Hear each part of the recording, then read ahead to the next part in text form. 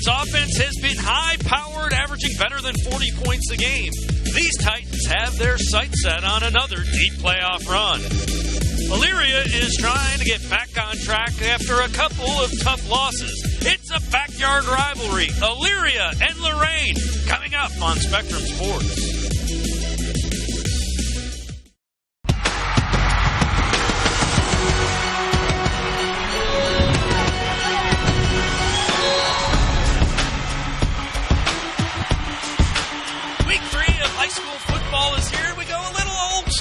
A grass field and a backyard rivalry as Lorain, 1-1 on the year, hosts 0-2 Elyria. Hello, everybody, and welcome to George Daniel Field in Lorain for Spectrum Sports High School Football, along with my partner, Ryan Cavanaugh. I'm Dave Bacon. Ryan, you look over at the Elyria Pioneers under first-year head coach Sean Arnaud, and they are coming off a couple of tough losses. One to Bedford, 38-14 a week ago. They turned the ball over 5 times. Yeah, well, injuries and ball security has been the story for Elyria thus far. You mentioned 5 turnovers last week, but through 2 games, they've put the ball on the ground 14 times and lost 8 of them. They're facing another really good team in Lorain, and they're going to have to clean up those turnovers. Our star to watch for the Pioneers is Tristan Arnaud, the coach's son, who has stepped in for an injured quarterback, Dante Beckett, and has done very well. Yeah, that was a big blow to Elyria as Beckett got injured the Wednesday before the first game. But all Tristan Arnaud has done is throw for 496 yards on 87 attempts and 3 touchdowns. Beckett's a game-time decision, but if he plays, Arnaud will still be a major factor in their offense. You look over at the Lorain Titans, and they are coming off a tough Week 1 loss by shutting out JFK a week ago. This is a team that went on a deep playoff run a year ago. Yeah, they lost in the regional finals in Division 1, and thus far, offense has been the story. Over 900 total yards, including 5 touchdowns of 50 yards or more. One of those, a 66-yard kick return by their speedster, Zion Cross. You look at the star to watch for the Titans, and it's the quarterback, Justin Sturgill. He's the guy that led him on that deep playoff run. Back as a senior and playing great under center. Yeah, maturity is really paying dividends for Sturgill. You'd be hard-pressed to find a quarterback who's put up better numbers and more accurate through 2 games than Sturgill. Over 400 yards passing, 6 touchdowns through the air, and no interception. He has complete command of this offense, and right now he's playing at a very high level. We've got a good one in Week 3, a grass field, a little bit of rain, should be plenty of big plays. Lorain and Elyria will have the starting lineups and the kickoff coming up on Spectrum Sports.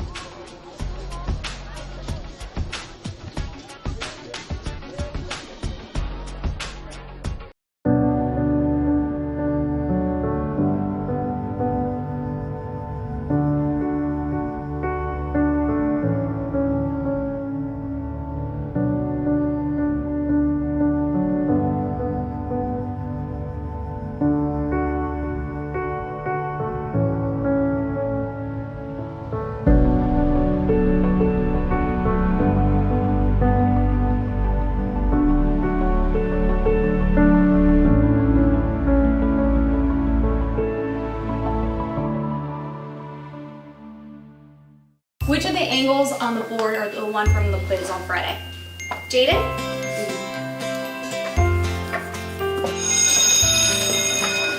Research shows more and more 12 to 15-year-olds have arteries similar to that of a 45-year-old. But it doesn't have to be that way.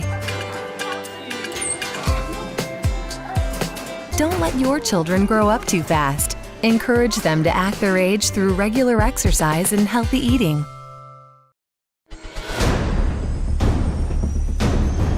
Opportunities present themselves every day. Opportunities that move us forward.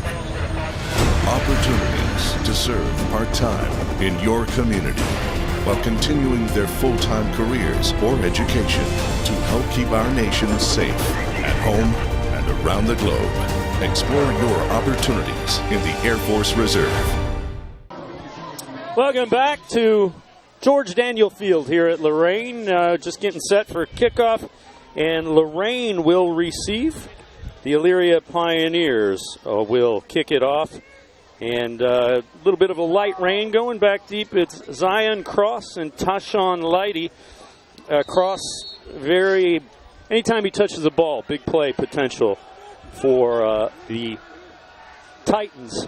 And teeing it up to kick it off is Caleb Lewis. And it's going to be Leidy from this 7.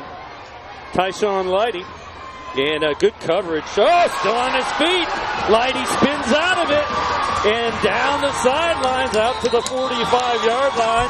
Some of that flash that we see from the Titans. Leidy with a spin move and a 45-yard kickoff return to get us underway. Excellent kick coverage by Elyria. However, the tackling leaves a little bit to be desired. Nice job boxing him in. And he's all wrapped up, and Leidy spins out of it. But good pursuit by the second level of the kick coverage team, forcing Leidy out, still in Lorain territory. Mentioned the Lorain Titans lost in week 1 to Midview, a game they had a lead in and just kept giving back the lead. And Coach McFarland said it's a growing experience for his Titans.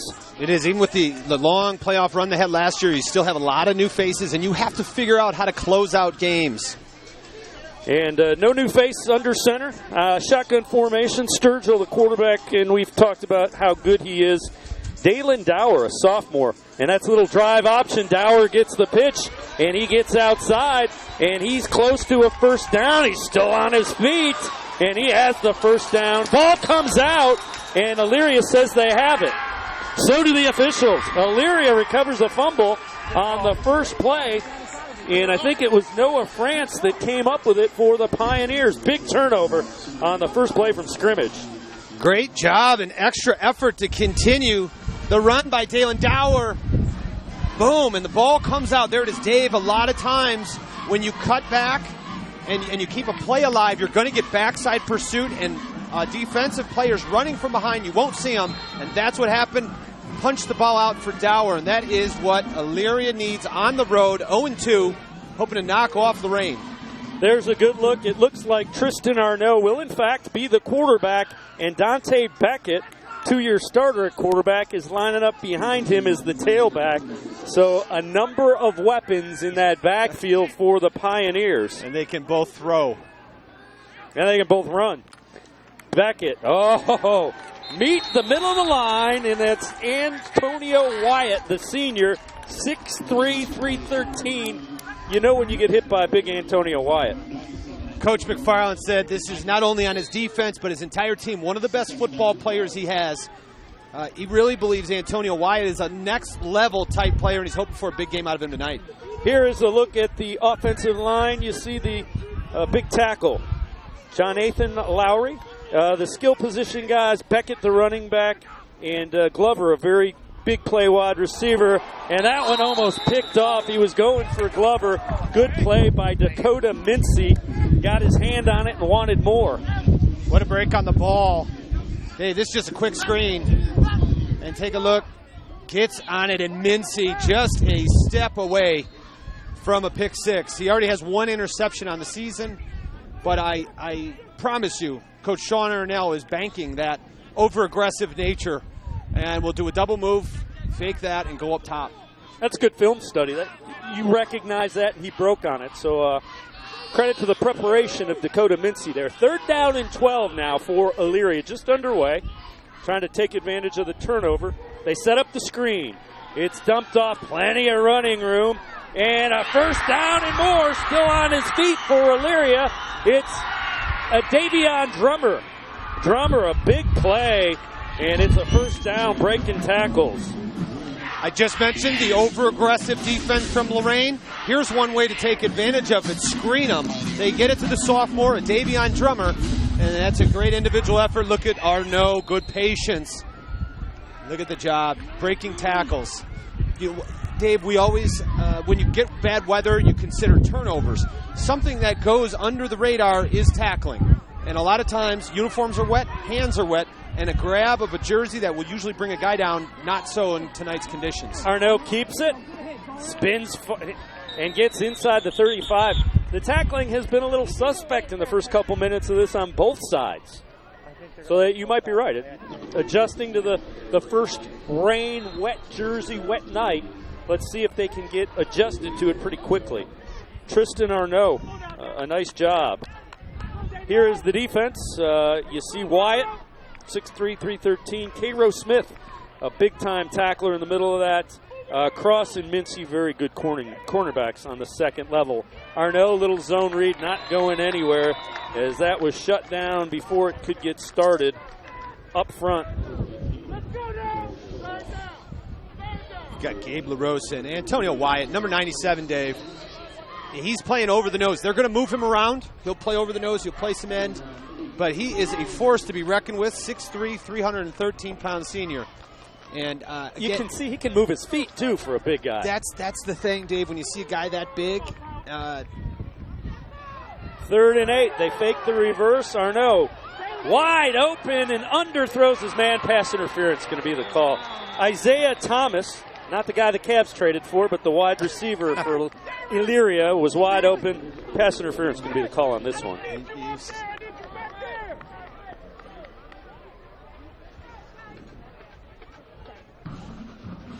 And, in fact, it is pass interference. Remember, 15-yard penalty from the line of scrimmage in high school. Still 3rd and 8, 15 yards will give you the first down. And this is a play-action boot. Dave, the ball's got to be out now. You see number 11, Zion Cross. I'm sorry, that's not Cross.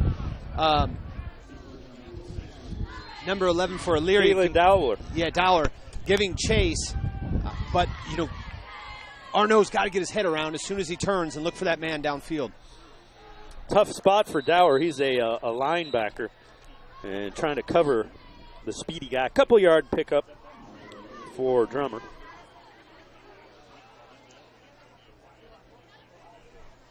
Brings up 2nd down and 8. And Elyria has been running at a pretty fast tempo. And here they are in the red zone, and they slow it down a little bit. And I like this. There's no rush. You want to get it right when you get down here. And there's Coach Arnaud. He certainly wants to come away with points, preferably 6 points. Shotgun look, and in the backfield for Elyria, it's Woodson, Quanda Woodson, along with Drummer, and a timeout called. We mentioned Lorain with that deep playoff run. They lost their first 2 games of the year, won 8 straight. Won a couple games in the playoffs and went to the regional finals. One of their losses was to Elyria. Let's welcome in the third person of our broadcast team, Gabriella Cruz. Take it away, Gabby. Thank you, fellas. Well, speaking of Elyria, I just wanted to touch on how we were saying ball security, a big emphasis from Coach Arnaud. Well, last week they fumbled coming out of the gates. This week they forced a fumble out of Lorain, so that is something he's very happy about. And we're going to see they've been able to take advantage of that. Can they make a score right here? And that would really make Arnaud happy this week, ready to bounce back from all the fumbles that they had last week. Ball security. All right, Gabby. Hey, they turned it over on Lorain on their first play as well. So you flip the switch and you feel pretty good.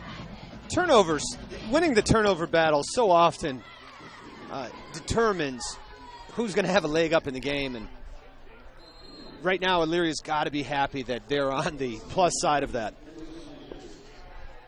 2nd down and 8. 4 wide receiver set, a little more standard set.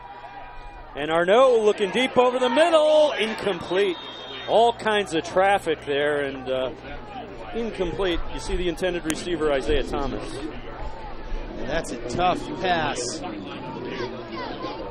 Taking a shot down the middle, but there's 2 safeties, both of them closed. And Arnaud a little bit off the back foot. Take a look. That's a lot of arm. Now Beckett is in the backfield and was blocking on that play, and once again blocking. It's Devion Williams on the outside. Flag on the play, though.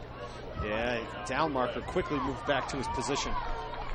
Busy weekend of high school football on WEOL.com. Starts with this special Thursday night. Officials will confer. And just as I mentioned, Elyria slowing down the tempo. Right off that incompletion, they jumped right back into the hurry-up offense. We had an illegal procedure on the offense. Still 3rd down. And there, Dave, sometimes you go too fast. They certainly caught Elyria off guard. I'm sorry, Lorain's defense off guard, not allowing them to get set. Caught their offense off guard, too. Right. You were right. And that's the downside, yeah. Elyria caught Elyria and Lorain off guard. So now a third down and 13 from the 24 for the Pioneers offense. Pretty impressive drive, though, on this first possession for Elyria. And Arnaud, one-handed grab, rolls out, slips as he throws. Intercepted by Mincy in the end zone. Dakota Mincy.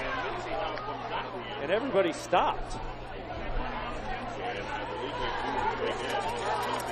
I'm not sure if they called a touchback, Dave. That's the only...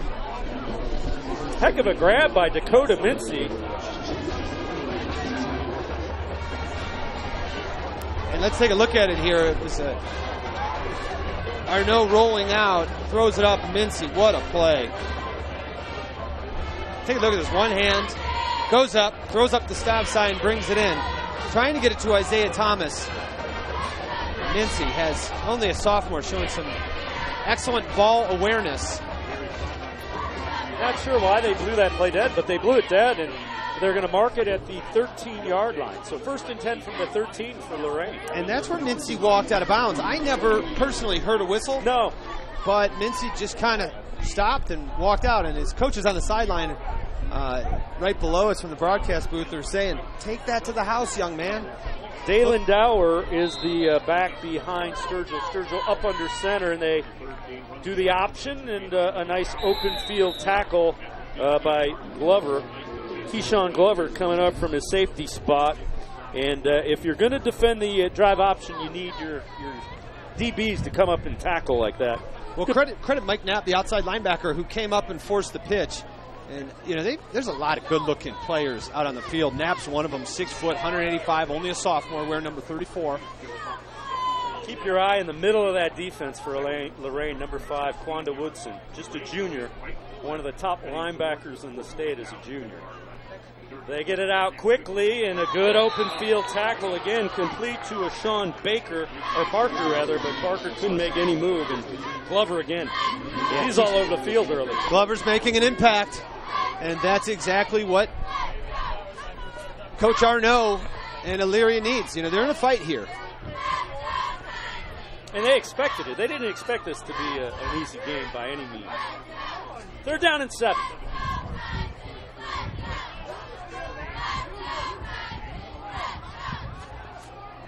Sturgill looking over the Pioneer defense. They give it straight ahead. Not much running room. Wanda Woodson there to make the stop before anybody could get going. And it's Mikey Harrell, the big fullback, carrying the football. Dave, you're going to see Mikey Harrell going full speed. And like a video game, he stops and then starts going full speed in reverse. And that is Quanda Woodson. Get to the hole, young man, and fill it. And Sturgill will drop back in punt formation for the Titans. That was a big-time defensive stand.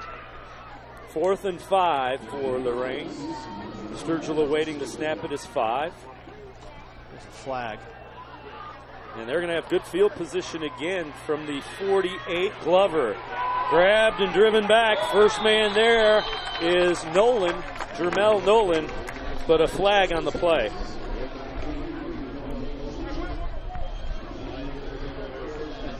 This will be interesting if this is against Elyria. Against Lorain, rather, which I believe it is. What is Elyria going to do? Because they're already in good field position. I think they're going to tack it on from the end of the play. And they're talking to the Elyria captain, so that leads you to believe it is on Lorain. We had a legal procedure on the offense, not enough men in the line of scrimmage. Penalty is declined. 1st down right there for Elyria.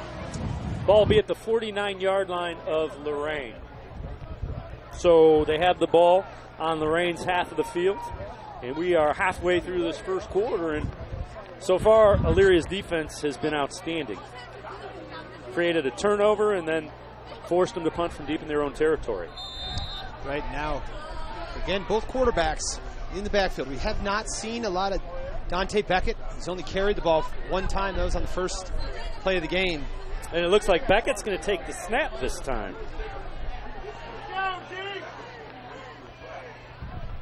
No, he's not. Now they motion him out. Arnaud hit and brought down. Blitz from the blind side. Davian Dower coming and gets the sack. Never saw him. Didn't even hear him. And he gets the sack. Well, credit to Dower. He gets there in a hurry. Look at the closing speed.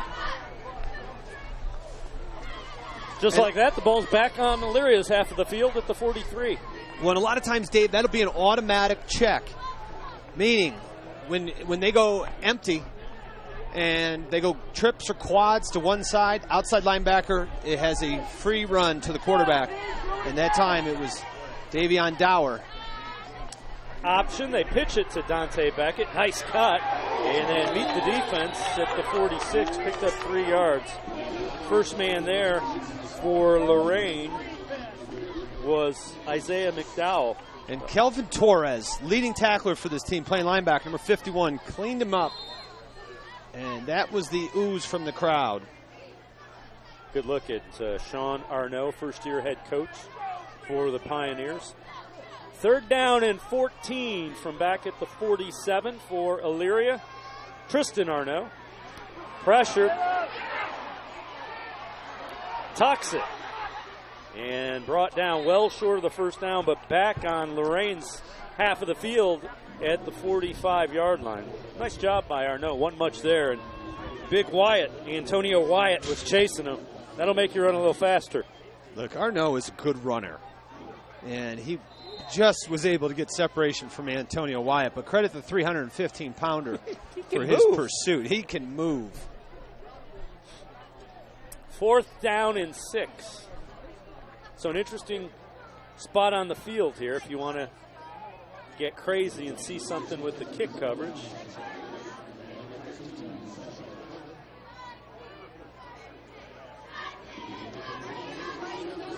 So Tayshawn Leidy and Ashawn Barker are back deep.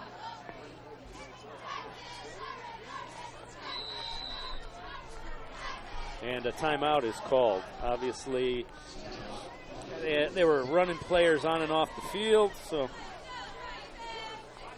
and again, this is a field position type game, Dave. There's a light rain coming down. It's unseasonably cold for the first week in September. Well, and you never know, the grass field plays into it at some point. As that rain keeps coming, footing's going to get a little iffy.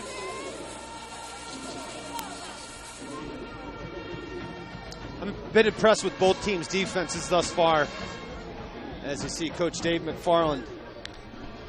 And what a job he's done with this program. Mentioned when him and his staff took over, they didn't even have a freshman team. Now he's got 50 freshmen. And it's a full buy-in here at Lorain. And a big reason for that is Coach McFarland. Well, and you know, you go to a regional final and you play well, and a lot of people want to be involved with that. Leidy takes it from his 12. Tayshawn Leidy trying to get outside. Nice cut and brought down at about the 18-yard line. And now some pushing and shoving after the fact. Pretty good play by Tristan Arnaud, the quarterback, down in kick coverage there. It was an excellent tackle. That was a great job in kick coverage. So a little bit better field position for the Titans. They're out at the 19, 1st and 10 this time. And we've mentioned they've got some outstanding playmakers. So the Elyria tackling in the open field has been very good. It's going to need to continue to be that good. Justin Sturgill, the senior quarterback. Look at how tight they line up that fullback, and they just try to pop him in there. Now, not much running room. Good job inside, and Quanda Woodson making sure that Mikey Harrell isn't going to get there. Also had some help by Joseph Emerson, big tackle. Big tackle's right, 6'2", 275. Big number 79. Eat some space, young man. He's called a two-gapper, Dave. Can cover 2 gaps. And there's Dowler going, and he gets out across the 35 to the 37. Nice run right up the middle by Dalen Dower, the sophomore. Noah France, a free safety, 6'3", 185, came up on Dalen Dower, but wow, Dower. When he starts running downhill, get low and hang on.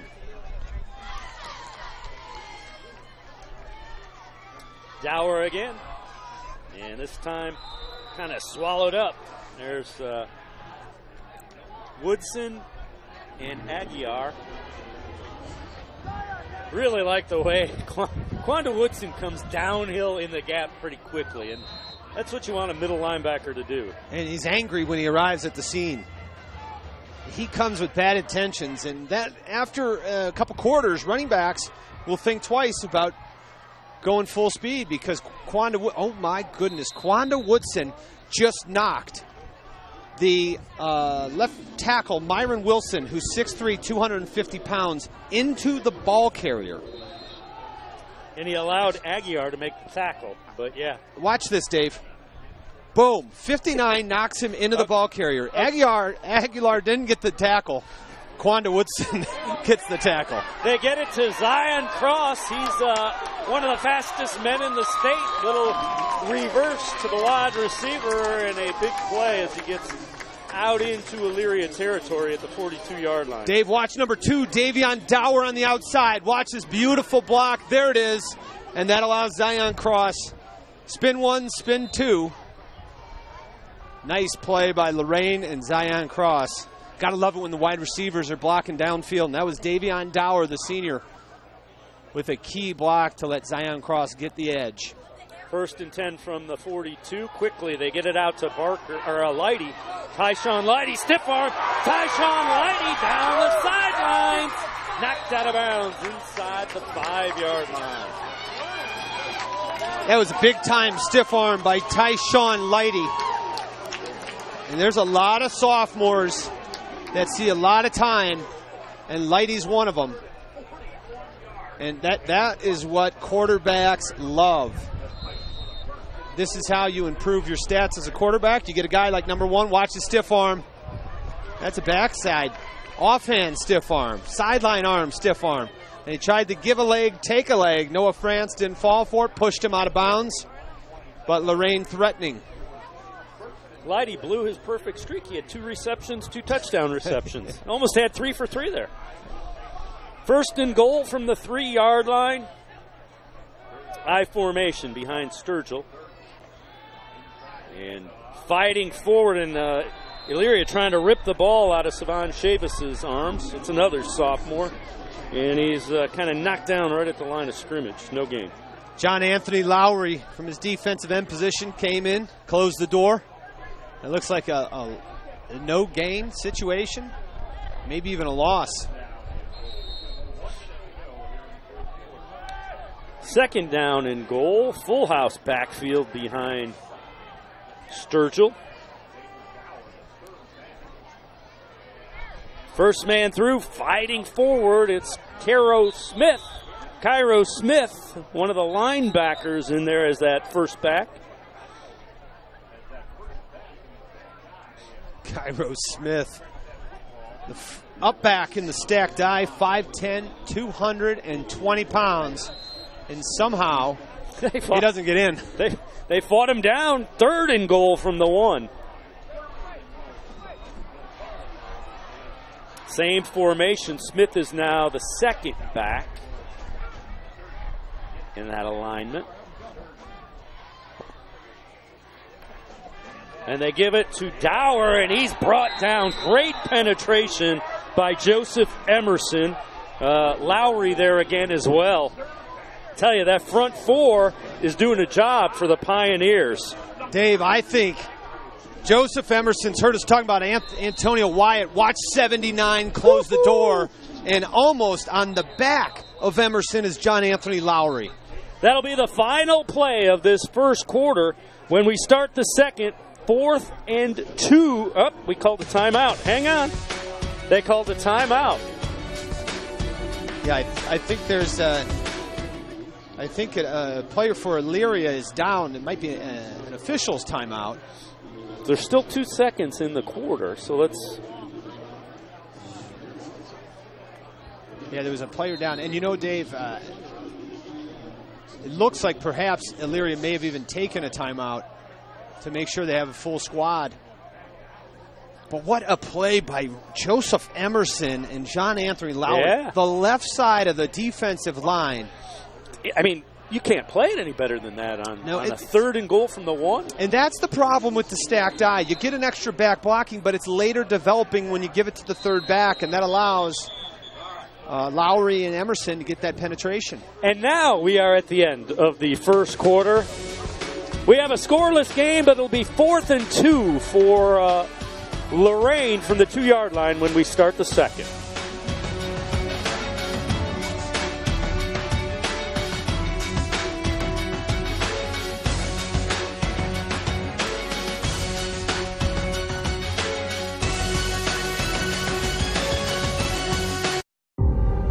We make Marines who overpower the desire to quit with the perseverance to prevail. Not for glory, but for honor. For a code that isn't written or spoken, but lived. It's what we do. It's who we are. It's the battle cry of our fighting spirit. Battles won. See all the battles Marines fight to win at marines.com. Ohio State is saving lives every day. This is Ohio State. We're the economic engine of the state. A major employer. Over 60,000 students. We're on the forefront of cancer research. An educational core of Ohio. Impacting tens of thousands daily. Our alumni organization is nearly 500,000 worldwide. This is Ohio State. This is Ohio State. Ohio State. This is the Ohio State University.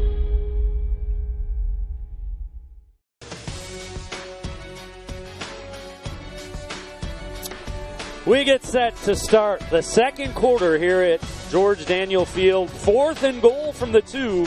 Offense on the field for the Titans. You know who else is on the field on the right side playing tight end is big 97 Antonio Wyatt. He's made his presence felt defensively. He's 313 pounds. And there's one way to shut down Emerson and John Anthony Lowry, and that's put big man on big man, and that's Antonio Wyatt for the Titans. They've done a nice job getting some speed off the edge. Same alignment. Smith is the first back, McDowell the second, and Dower is the deep back behind Sturgill. 4th and goal from the 2. There's the pitch to Dower. Dower gets into the end zone. The Titans get it into the end zone on 4th and 2 from the 2. That's a beautiful play call. You put your big offensive lineman on the right. You've tried 3 times unsuccessfully to play smash mouth football between the tackles. This time, pitch it to your quick running back in space. Let him find a hole. And he does just that, finds his way into the end zone and puts Lorain on top. 4th touchdown of the season for the sophomore Dalen Dower. And they will go for 2, will the Titans. Same formation. Stacked eye behind Sturgill. There's Dower, and he's not going to get in. So it remains 6-0 Lorain. Has a nice job reacting to that by the Pioneers as they fail to convert the 2-point conversion attempt.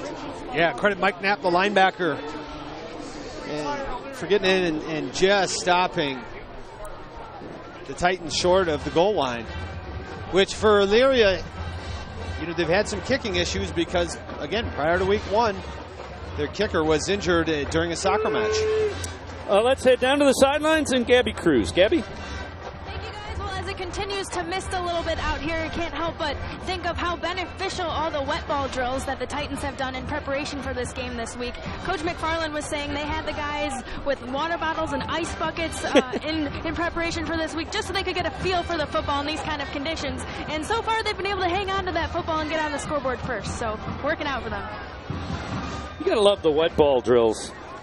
Yeah, Coach, as Gabby just pointed out, said he had coaches walking around with spray bottles and spraying not only the football, but the offensive lineman's hands, the center's hands, the running back's hands. We do that to our pets at home to try to... But, and he touched on it. The idea is if you make the conditions worse, it's like telling somebody, you got to go see this movie. And I promise you, it's the worst movie you're ever going to see. And then you see it, and the buildup is so bad it can't help but be a little bit better than that. And that's what he's trying to emulate, just in a different fashion with the wet ball drill. So teeing it up to kick it away is Cesar Jeter for Lorain, and he'll kick a squib kick, loose and recovered at the 20-yard line. So pretty good job to knock that and force Elyria to get on it without a return. Kind of skipped. You saw Noah France, one of the safeties, get on it, but you see just how wet that field is by the way the ball skips on it. I'll tell you what, Dave, watching Elyria come out for offense on a new series is a little bit like Christmas, right? What are you going to get? You just don't know, and now what we get to begin this series is, again, Tristan Arnaud at quarterback and Dante Beckett behind him, the other quarterback. They fake the reverse, and not buying any of the fakes was Davian Dower. That's the older brother of Dalen. He's a senior linebacker that likes to get after it, we have seen in this first quarter plus. I would describe him as aggressive. And that time they faked the dive to Beckett. They faked the reverse, and they wanted to hit Beckett in the flat. But Davian Dower, disruptive with his aggressive nature, was in the face of Tristan Arnaud and forced him to throw the ball away. Arnaud keeps it. Some running room and gets out near the 25. Not a bad pickup. Tristan Arnaud is tough. We talked about him throwing the ball. He's a pretty good athlete. We've seen him running and tackling on special teams. Yeah, that time it was Day Lindauer, number 11, who came up from the free safety position and not trying to tackle, just run over Tristan Arnaud. Unsuccessfully, Arnaud fought through it. So it goes to a 3rd and 5. So the 5 on 2nd and 10 helps. They try to get it out to Glover, and that one kind of sailed on Arnaud. Glover had some space, but kind of high and couldn't bring it in. I like the play. You get your speedy guys out in some space and force open field tackles, but that one just not on target. Elyria right now offensively is struggling. I'd say maybe struggling is not the right word. They're trying to find the right combination, the right plays to get the horses out of the stable, so to speak. You've got Arnaud, you've got Beckett, 2 quarterbacks. Some say it's a problem. Coach Arnaud, Sean Arnaud, is trying to figure out how to use them both because those are 2 of the best players they have on the field. Right now, but it's their first game. It's almost like week 1 because they have this offense and they're playing it for the first time because Beckett's been injured. Leidy takes it and trying to find some room. Now he's going to reverse his field. Tayshawn Leidy. Oh, flag comes in from the backside of the play. This one's coming back, but it's a nice return by Leidy. Flag is out near midfield, and another one down by the 12. And these are both going to be on the punt return team of Lorain. And the one at the end of the play was an unnecessary block below the knees on the kicker. And right now the conversation's being had. That was just a conversation with Dalen Dower saying, why? And keep in mind, that's a sophomore, so it's definitely a teaching moment. On the return team, on the return, first down white. Yeah, you're the convoy. Yep. Your buddy's running behind you with the football, and the touchdown is 10 yards away, and you want to be a part of it. But Dalen Dower, I've seen him hit. He could have just ran right into him. So this will back the ball up to the 40-yard line of Lorain. 1st and 10 from their 40. Titans a 6-0 lead, and the offense back at it. This is an important defensive series for the Pioneers. We're very good in that first quarter, and then the Titans put together a nice drive end of the first and capped it off when we just started the second quarter, converted on a 4th and goal from the 2. Sturgill up under center, and Dower running, spinning. Good run by the sophomore. Out to midfield, the first down. A lot to like about Dalen Dower. He does a nice job of setting up blocks here. And watch how he comes out inside, outside, just running behind his big offensive lineman. But he's got good vision. There he is again. you know what? First guy there doesn't often bring him down, and we've got a Pioneer down in the backfield, and it's Joseph Emerson who's played really well, slow to get up. But Dalen Dower, lot to like, 6 foot, 181-pound sophomore. He's going to be fun to watch. He's going to get bigger, he's going to get stronger, and he's going to continue to be able to run effectively. There's another reason that Dower looks so good, and their names are Myron Wilson, David Larson, Rashawn Rogers, Gabe LaRosa, and Youssef Alzir, who's the right guard. And on that one, Alzir was 5 to 6 yards downfield as Dower was running up his back. When you go man on man and you get your offensive lineman to that next level, guys like Dower right there, they're going to have a lot of success running the football. Well, Monday nights is a big night of sports talk here on Spectrum Sports. It starts at 6 o'clock with more sports and Les Levine, followed up at 7 o'clock with Armchair Quarterbacks, and then 8 o'clock it's Hooley. But Monday through Thursday, 6 p.m., it's more sports and Les Levine right here on Spectrum Sports. So the Pioneers, we mentioned it being kind of an important series, and the last thing you want to do is lose one of the big defensive linemen that's played very well in this first quarter plus for Elyria. Yeah, that's Joseph Emerson. He has been a force on that defensive line, but there's some of the big boys up front for Lorain. We saw Rashawn Rogers. Well, Lorain doesn't dampen spirits. Fans are excited here. Not in Lorain. There's three-year starters on that Lorain offensive line, and talking to Coach McFarland before the game, I said, when you get guys starting as a sophomore and they're seniors, that's a good thing. When 3 of them are on your offensive line, that's a better thing. That's exactly what successful teams have. It's Larsosa, the right tackle, one of those 3-year starters. Justin Sturgill has yet to really throw the football, and he's been outstanding in the early going. 24 of 39, 476 touchdowns through the air. But he's going to hand it off and fighting forward down to the 35 of Elyria. A nice job by Dakota Mincy running the football that time. David, I mentioned Larsosa and Alzir. Look at the right side. Look at them collapse down. I mean, Dalen Dower's not being touched until 3 or 4 yards past the line of scrimmage. Dower gets the pitch, and he gets the corner. Spins forward, close to the first down marker. Might be just a little bit short of it. Right at the 25-yard line. Second and, we'll call it 1, but it's actually less than a yard.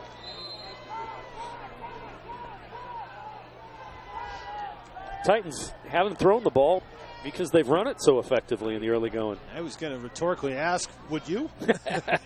Probably not. No. And there we go. Play action. Sturgill puts it up, and it's picked off in the end zone. He got hit as he threw it, and Glover comes up with the interception. Big play by the Pioneers defense when they needed it. Yeah, it looked like some miscommunication, Dave. I don't know. I don't think he ever saw it because he got hit right as he threw. Right. I didn't see a receiver in the area, is my point. The miscommunication is he was throwing to a spot where he expected a receiver to be. And as you look here, there's not a blue jersey in our camera angle. And on the backside, to the bottom of the screen, you had a backside post route from Jeremy Nolan. Big time hit. That's John Anthony Lowry, a defensive end we've talked very highly of. Him and, of course, Quandre Woodson are the heart and soul and leading tacklers on this defense. And Lowry, now he just gets back on the field. He stays out there and he plays left tackle. And he has to help protect his quarterback. Dante Beckett in at quarterback, and he runs straight ahead. First and 10 from the 5. Might have picked up 2. So different look. Trying to get something rolling here on offense are the Pioneers. Yeah, and Arnaud was on the field for that play. And well, we've seen I certainly see him as a receiver. Well, you're going to see him right now as a receiver. He's in the slot to the bottom of the screen. And Quandre Woodson was the back. He comes off, and now they go 5 wides. It's just me. I probably want Quandre Woodson on the field all the time. Beckett keeps it. Still on his feet. Dante Beckett. First down across the 25 out to the 26. I think what you're doing is 5 wide. You spread them out and you give more running room for Dante Beckett. Coach McFarland called Dante Beckett the most explosive player. And this is where Lorain doesn't want Beckett in the second level. And I think Coach Arnaud might. No, it's not Coach Arnaud. Another guy got taken down on the sidelines. But Beckett, you know, when he gets there in the open field, that third level where the defensive backs are, he's one cut away from tying this football game up. Now they move Arnaud back as the back behind Beckett. Bad snap, ball's loose. And Lorain has it.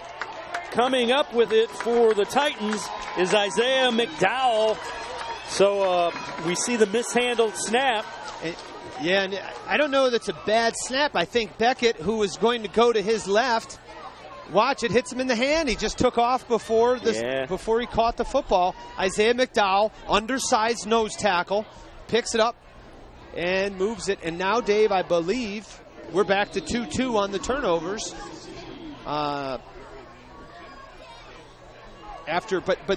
There's a difference between a turnover and a turnover. What I mean I can't wait to hear this. Well, this is a turnover where you give it to him in the red zone. That's not good. Okay. A turnover, at the 40-yard line, not so bad. Still bad, but I got you. Just like degrees. Yeah, right. Sturgill, little drive option. He keeps it, and he slides trying to cut inside the 10-yard line. And Sturgill, the defense picked him up.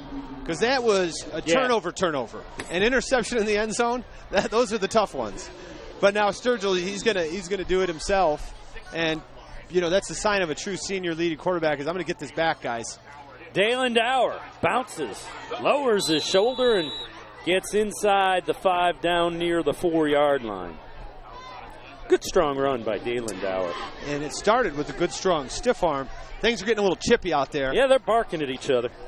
And that's a tough spot. I'll tell you what, when you're a running back and you're engaged with somebody and a cornerback's coming at you and they dive at your knees, that is about as hopeless as you can feel because there's not a whole lot you can do to protect yourself.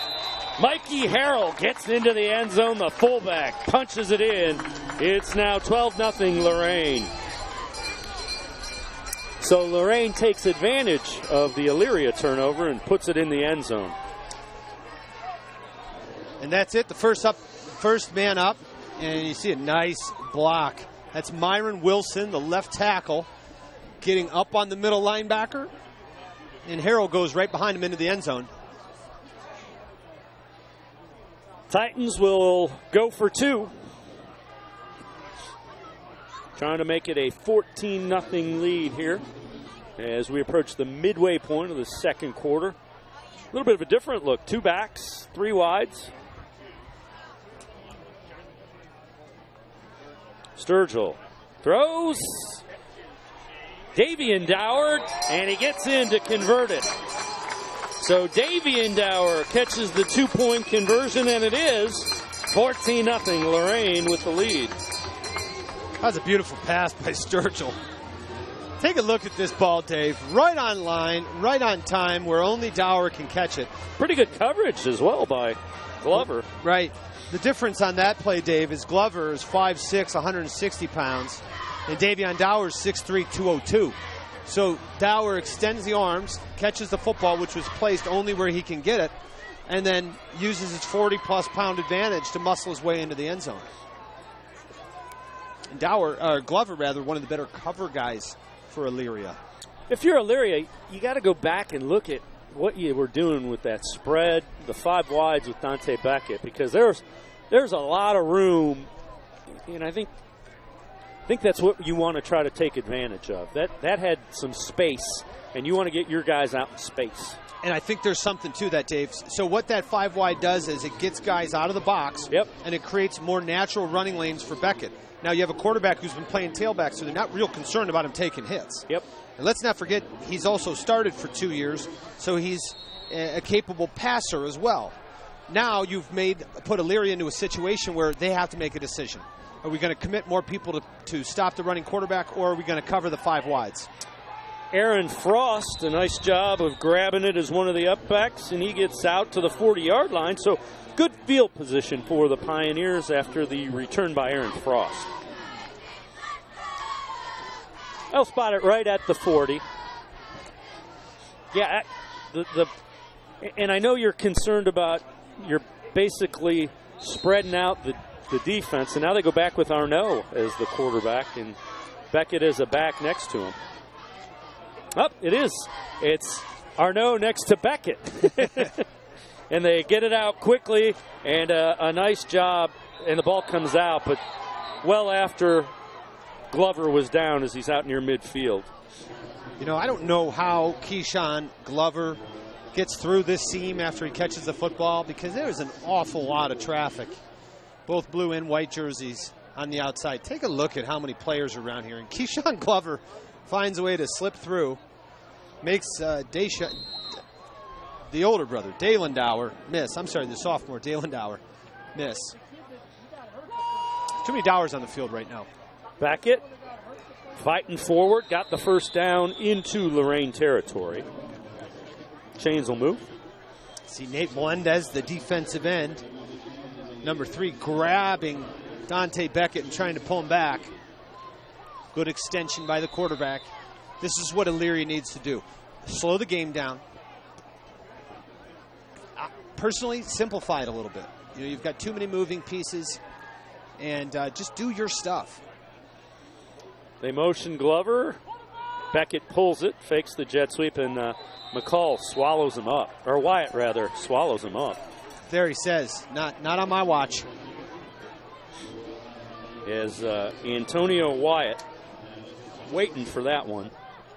97. I mean, he's impressive. The thing that's impressive is the way he moves for as big as he is. That's like a brick wall coming at you. Yeah, he's very athletic. 2nd down and 9.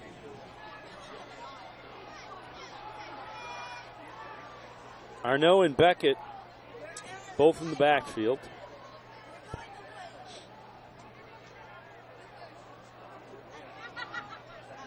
Little drive option, Beckett, and he is brought down.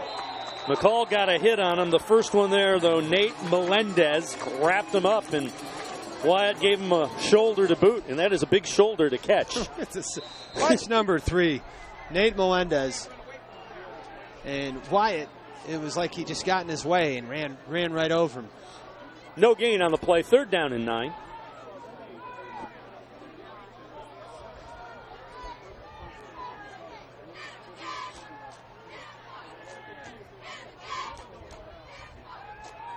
Beckett, they set up the screen, and Sean Arnaud drops it. Wasn't much running room as the linebackers were kind of waiting a yard or two off the ball. Good recognition by Lorain as to see what that play was developing as. 4th down and 9, punting situation for Elyria.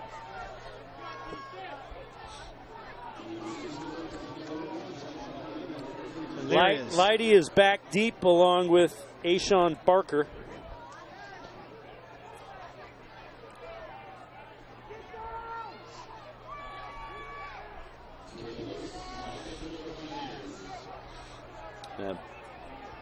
Leidy took it back, but we had the block in the back last time they punted. Fake punt, and they complete it. It's going to be a 1st down. As catching the ball is Thomas, Isaiah Thomas, inside the 35 to the 33-yard line. The upback, Matt Weatherspoon, the upback, Scott Etherington, threw it. And Isaiah Thomas wide open. Good play. Rivalry game. You pull out all the stops, and right now this might be the spark Elyria needs.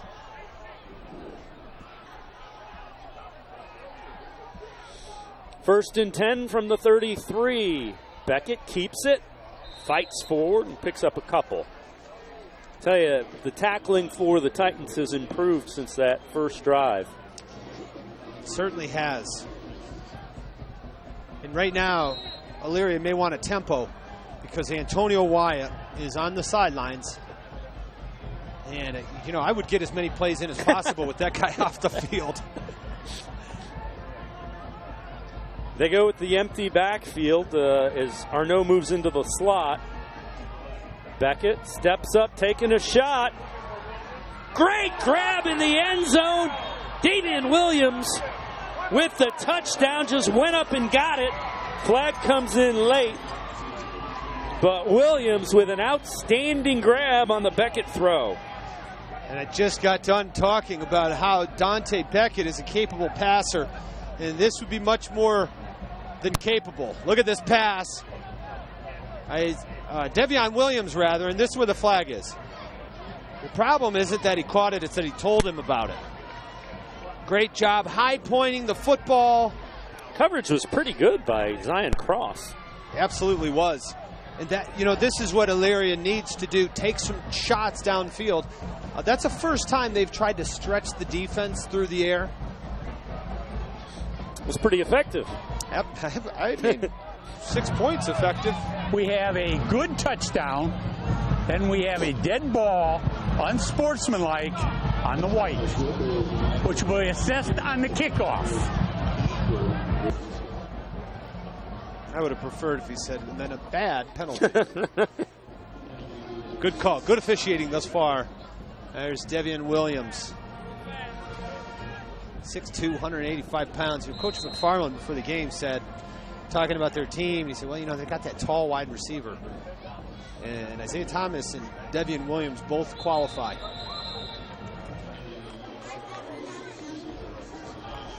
I have a dead ball. I have a false start on the offense. Repeat the try. So they'll back up 5 yards and try to make it a 7-point deficit, will the Elyria Pioneers.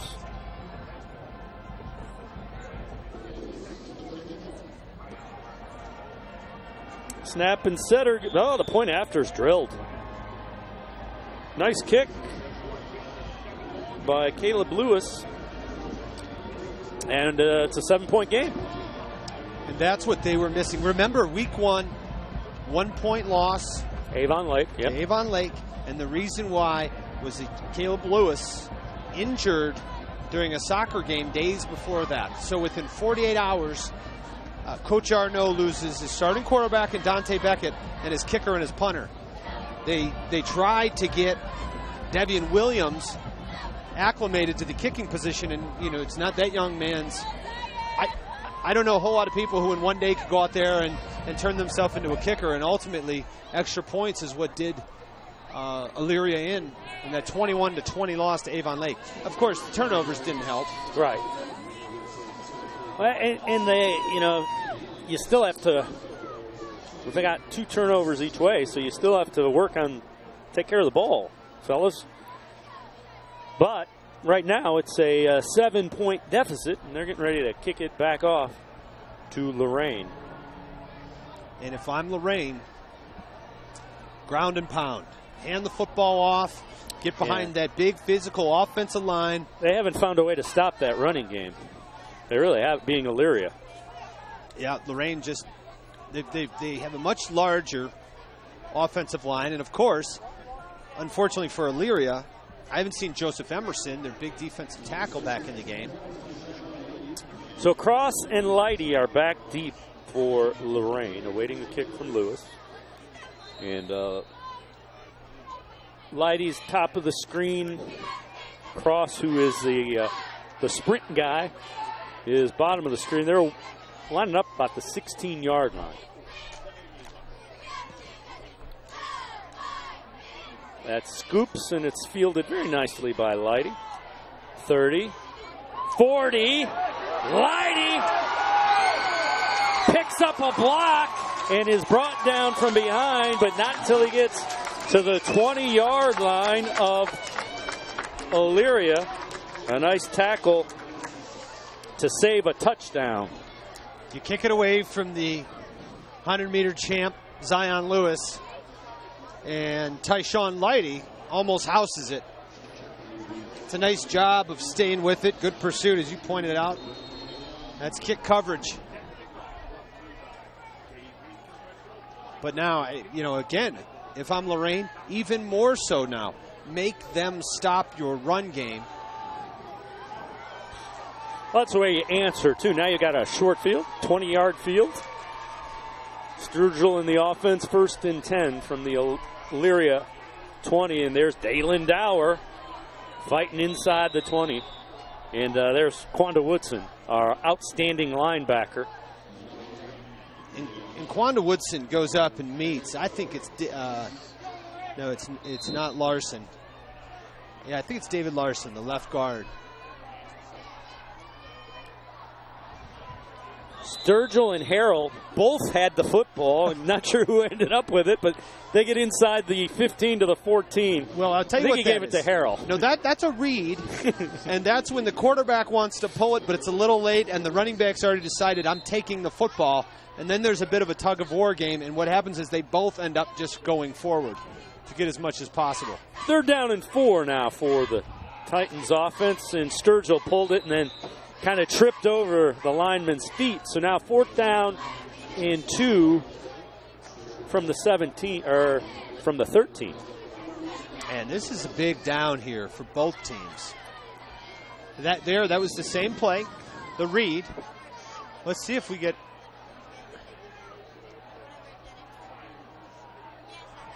Sturgill is going to let the play clock run down, and they're going to call a timeout. Yeah, talk about it. But that was the same play with the read, and that time you saw the late pull by Sturgill, and he would have had 1st down yardage.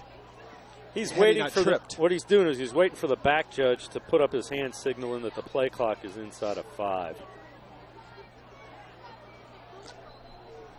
There he goes, and there's the timeout. So inside, right at 2 minutes. 2 minutes remaining in this first half. A 4th down, and we'll call it 3. Very interesting. And if you're Coach McFarland, you're in no hurry whatsoever. You've got the ball inside the 15-yard line. Make sure you feel good about what you're going to do here on 4th and 3. Well, following each and every Ohio State football game, it's the More Sports and Les Levine post-game show. They will have analysis, highlights, and along with Anthony Lima, it's after each and every Buckeyes game on Saturday right here on Spectrum Sports. More Sports and Les Levine post-game. 4th down and 3. Call it the 13-yard line. So interesting to see. They go with the standard I formation. They don't load up and do the power I. Dower lines up as a tight end, top of the screen. Dalen Dowler.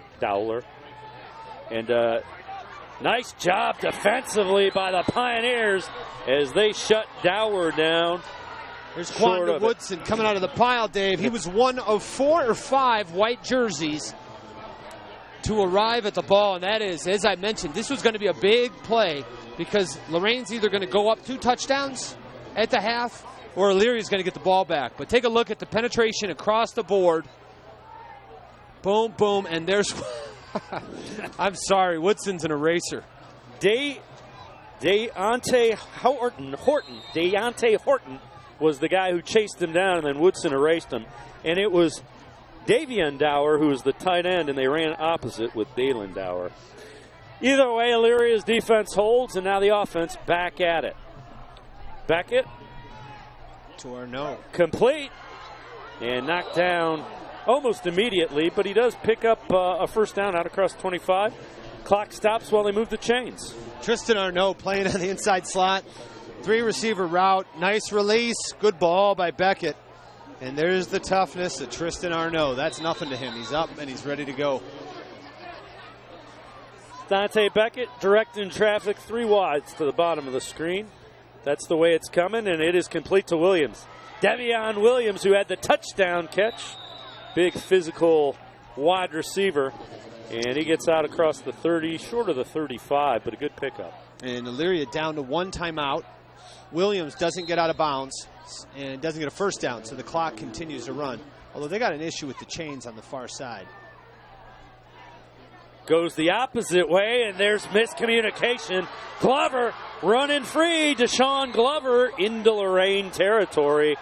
Miscommunication and a flag on the sidelines, and things getting a little heated on the far sidelines. And this could come apart real fast. There was some pushes by both players into the face mask of the other. Keyshawn Glover just got free. How do you get that free? It was a breakdown in the defense as there was nobody for Elyria Lorain out there to defend. So let's see. Let's sort this out as the officials are talking it over. And now both teams are asking their crowd to get loud and stand up, and they respond. We have a dead ball foul on number 11. The first down. So they're going to add 15 to the end of the run. That's going to move the ball inside the 30, down near the 25-yard line. Take a look at this and see. That's where it is right there. It's the second guy who gets him. Right. Well, yes, and that's always the way it is. Yeah. There was plenty of chirping going on both sides, right. But unfortunately, the second guy always gets the penalty in this instance. I was going to say, you're a parent. You know how that goes. Exactly. It's even worse with curls. What are you talking about? From the 24-yard line, Beckett gets down near the 20, and we are right at a minute remaining in this first half. They still have a timeout, does Elyria.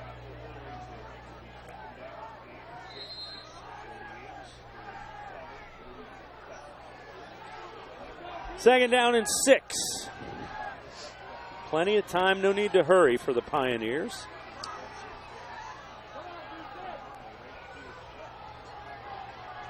Beckett. Gonna pick up the blitz.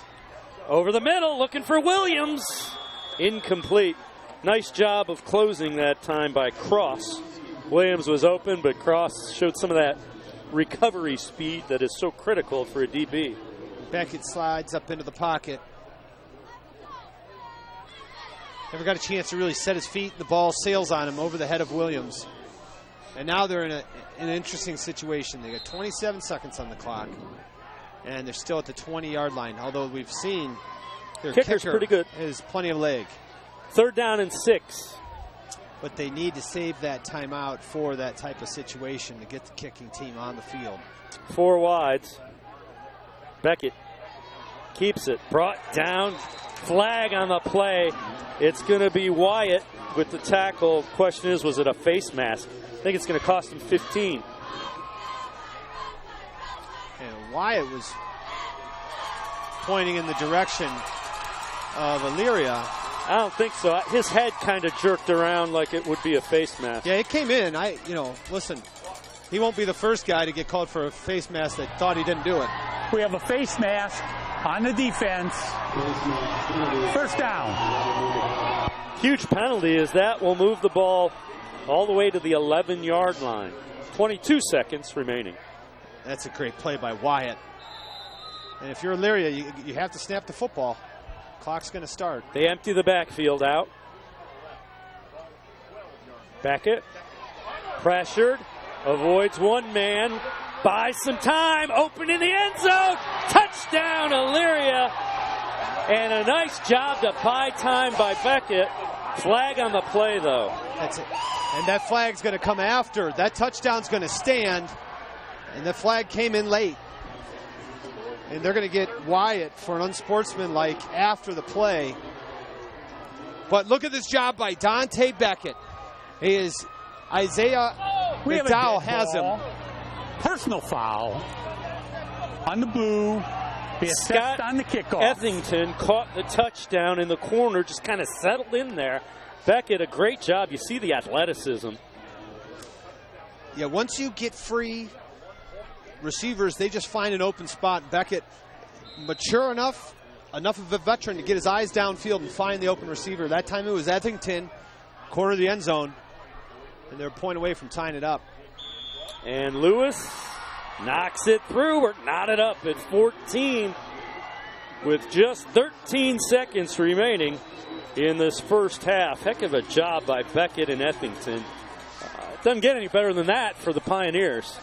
And remember, this all started with a great fourth down stand by Quanda Woodson and the rest of the Elyria Pioneers defense. And, of course, Keyshawn Glover. But we have to recognize the penalties now are hurting Lorain. Yeah. Inopportune times. You get another one, so there's some of this frustration going on. But, you know, you have to understand situations and you have to keep your cool. Because it seems like, well, there's not much effect. That 15-yarder on the touchdown, it's going to be on the kickoff. But if you're Lorain, you already have one kick return for a touchdown with Zion Cross, and now you're giving Elyria the opportunity to kick the ball into the end zone and not give your team a chance to return it. That could end up being a huge 15-yard penalty. Look what they're kicking off from. Well, they're going to kick off from the 45-yard line of Lorain. Remember, the last kickoff, Lighty took to the 20-yard line of Elyria as well, to kind of further illustrate your point. Now we'll see if Coach Arnaud is a riverboat gambler, because you got two options: kick it into the end zone or onside kick it. I just drill it. You were down 14-0. You're tied at 14. You tell Lewis, see if you can split the uprights, young man. If there was more than 13 seconds left, I think the onside kick would come into play more. Yeah, it's just interesting. And he almost did. I hit the upright. That was close. What a kick.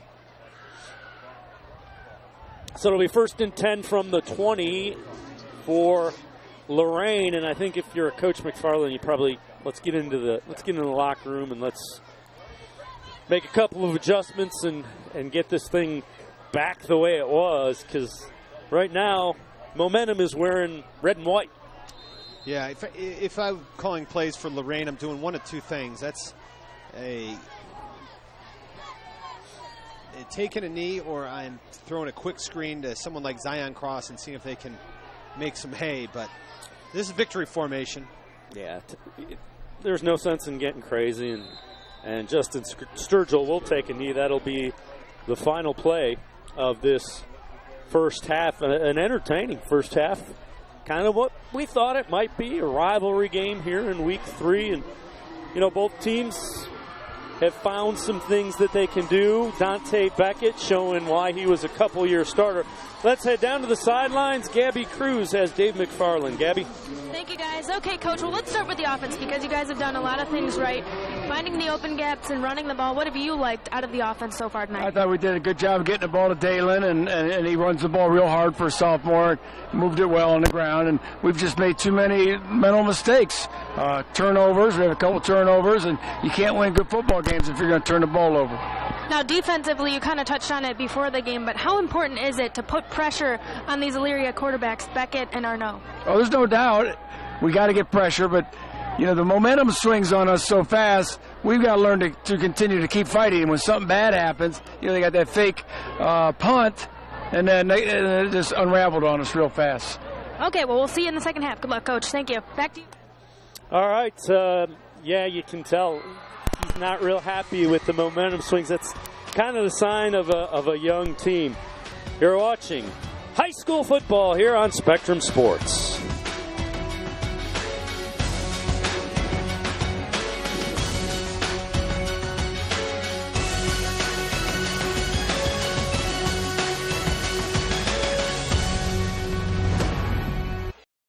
Hi, my name is Justin Sturgill.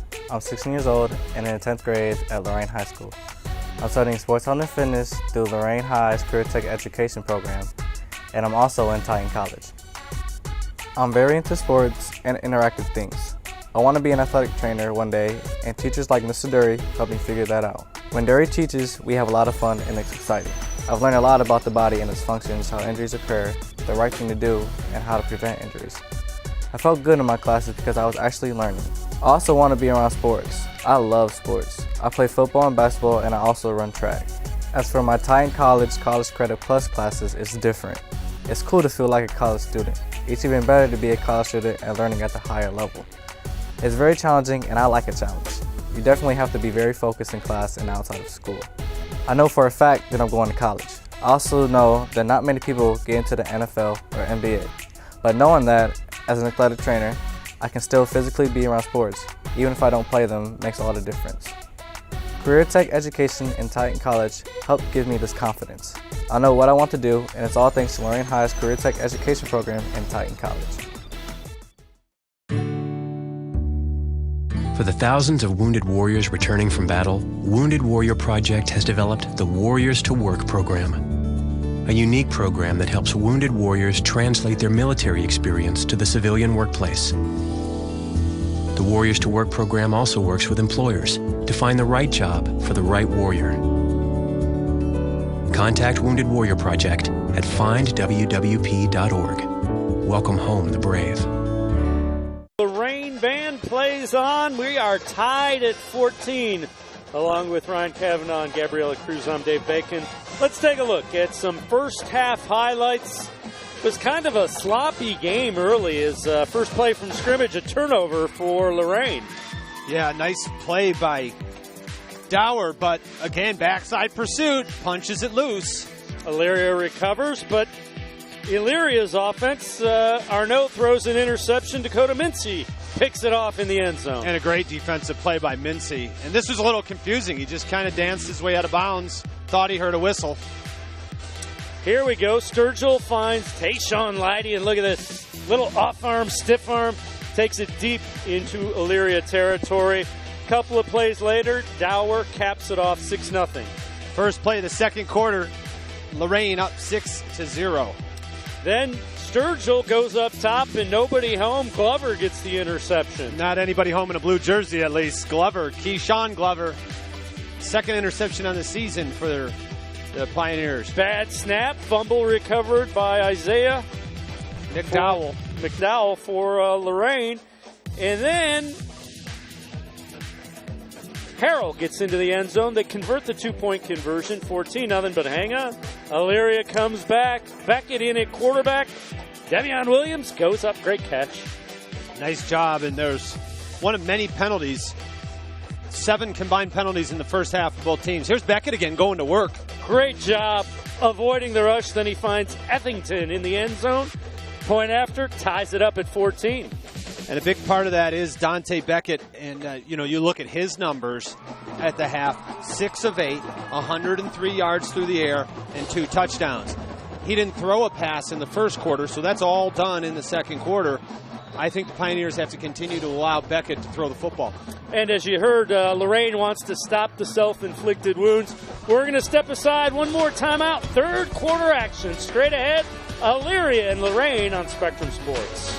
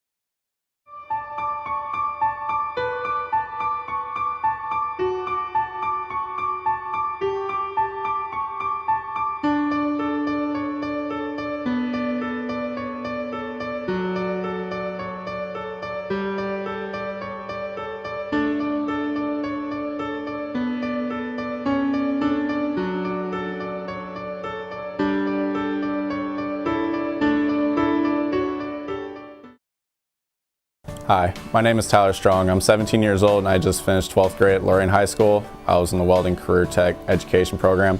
I will tell you that welding is very different and very enjoyable. I wound up into welding my senior year and after my first semester and fell in love with it. It's kind of like an art. It's different every day. On a scale of 1 to 10, I would give difficulty of the program 6 to a 7. You got to keep doing it until you get it right. I did the very best I could in the welding program and it really paid off. I got admitted to Lincoln Electric Welding School, which is the leader in the world for welding products and equipment. My teacher helped me out and he called and spoke to the manager and got me into the school. My advice to anyone unsure what they want to study, it doesn't hurt to try. If you think you might like welding, take the class, check it out. What I love about welding is you can physically see the results of everything you do. It's all in your hands. I know what I'm doing with my future, and I'm doing it thanks to Lorain High's Welding Manufacturing Career Tech program.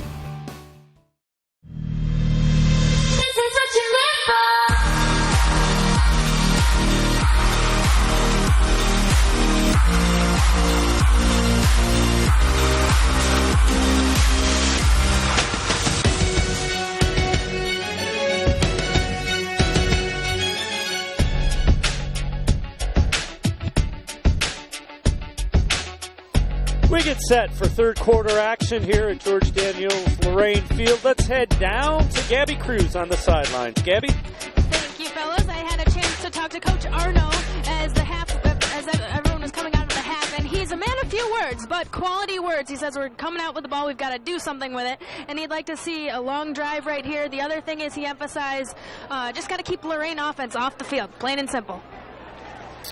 Well, that usually helps. Little ball control offense, I like it. What that translates to me is we're going to slow down the tempo. We're going to take our time in the huddle, even though that's kind of an antiquated term. But we're going to take our time at the line before snapping the football and keep the clock running. And I don't think it's a bad decision. You want to shorten the football game. Jeter. Squib kick off the side of his foot. That's something. Yeah. I'm not sure if that was intentional. I don't think it was. But if your coach... It's going to end up giving Lorain the ball or Elyria the ball on Lorain's half of the field at the 46. If you're Coach Dave McFarland, that's not how you wanted to come out and start the half. And conversely, if you're Sean Arnaud, you take over at the 46-yard line of Lorain. Yeah. I mean, nobody on your team has touched the football yet. That's like a huge return, and all she had to do is let the ball roll to a stop. It'd be interesting. Oh, they have Woodson in as a fullback next to Beckett. Quando Woodson. And Beckett is just snowed under. First man there for the Titans is Kelvin Torres. He kind of ran right by the guy that was trying to block him. Take a look at Kelvin Torres. Right there, replaces the guard. Beautiful job. As a linebacker, you're reading keys. A lot of times that's the guard, and when you see him pull, you follow the guard. Now, the tackle next to the pulling guard has to close down and fill that hole, or else the running back will fill it. Nobody did. Torres did from the defensive side, and it's a big loss for Beckett. 2nd and 18. Pressure on Beckett again. Incomplete. Guess who? How about Antonio Wyatt? That's incredible quickness for an interior lineman. How about a 6'3", 313 interior lineman? And that's what you call get off. Watch him get off the ball. I mean, he is past the right guard before he gets out of his stance. Yeah, he is. I mean, it's really incredible. The anticipation from Antonio Wyatt is really impressive. So it's now 3rd down and 18. Not exactly the drive Elyria had in mind. 3 wide receivers to the bottom of the screen. They have Lorain outnumbered. Little reverse pivot, back over the middle, and incomplete, almost intercepted. And again, pressure on Beckett. It was Isaiah McDowell. That young man has been all over the field, McDowell. Good coverage in the secondary as well for the Titans, as that was almost picked off by Dalen Dower. Will force a punt for Elyria. Yeah, McDowell, it was a well-designed play, but you bring the right side, the backside guard as it is, come up, and then as the boot comes, he's going to seal the defensive end, but McDowell too far upfield, making a difficult block. How about this punt? Out of bounds. How about Wyatt got through and got a hand up and pressured the punter as well? I mean, he's such a disruptive force, is Antonio Wyatt. And, the most, there he is. Here's the most shocking part of this game for me. that guy doesn't have a Division I scholarship right now. I mean, if there's a Division I defensive lineman out there playing high school in Ohio, this is what it looks like. Division I interior lineman. There's some good ones in the state of Ohio, but I'm putting Antonio Wyatt right there with him. I mean, he has dominated this game. He's a good player. And what else, Dave, is I haven't seen him take too many plays off. I personally haven't seen him take any plays off, but we've been a little busy, though. I've got other things than watching Wyatt. And there's a running back breaking through. It's Mikey Harrell, the fullback, busts it, and he's gone. Forget it. 78 yards. Lightning strikes for the Titans. Mikey Harrell. They snuck him up, and he gets in the free. Big time start to the second half for the Titans offense. And take a look at the hole. Mikey Harrell. You see the block on Woodson, and there's nobody at the second level. Big time start for the Titan offense. Mikey Harrell showing some speed as well. Credit that offensive line. That's why he's right on Justin Harrell's behind and has been. And you're just trying to get him into that second level, and they got him there in a hurry. Titans will go for 2, as they have all game. Stacked eye.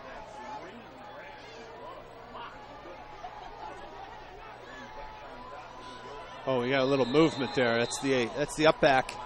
The mid back is. I got a dead ball. False start on the offense. So it's McDowell, Smith, and then the deep back is the normal back, Dalen Dower. Yeah, it's Caro Smith who got a little antsy. He wanted to block, or he might have been getting the ball. Yeah, usually that's a sign that he's getting the ball. So now that'll back it up to about the 8-yard line. That'll definitely change the call and the formation. They're bringing in their normal offense. That means Isaiah McDowell. They had most of their defensive linemen in on that goal line formation. Isaiah McDowell, Antonio Wyatt. Now they bring back in Yusuf Alzir and some of the offensive linemen. Sturgill throws. Davian Dower, and they say he didn't get in. He grabbed it, but he didn't get in. And he grabbed it with one hand. This is a phenomenal catch. Davian Dower reaches down with one hand. And what the officials are saying, take a look at this. One hand, thank you very much. And what the officials are saying is he didn't have control of it while he was in the end zone. That's probably the right call. And, the Lorain sideline erupted. And I'm not sure if it was because it was an amazing catch they thought he was in, or they thought there was pass interference on Mike Knapp on the back of Davian Dower. But that is a big-time catch. Nice job by Davian Dower, but 2-point conversion is no good, so it remains a 20-14 lead. And after the way that third quarter started, Dave McFarland has to be happy about that. You have the kick that's kind of botched. So Elyria, great field position, 3 and out. First play, long run, we have the lead. Couldn't have drawn it up any better if you're Lorain. Now the question is, how does Elyria respond to that? And let's not forget that the Elyria offense has negative 8 yards in this half. And now, granted, they've only ran 3 offensive plays and then a punt. But they're being pushed back. They're 0 for 2 on passing. And, of course, they still have to find a way to block Antonio Wyatt. Blake Bartolome is kicking now.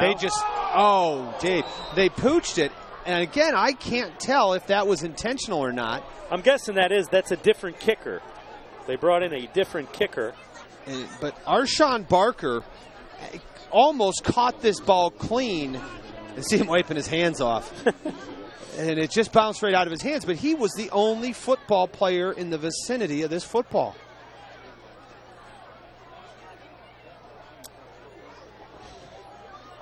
So the officials are conferring to see where the ball should be marked.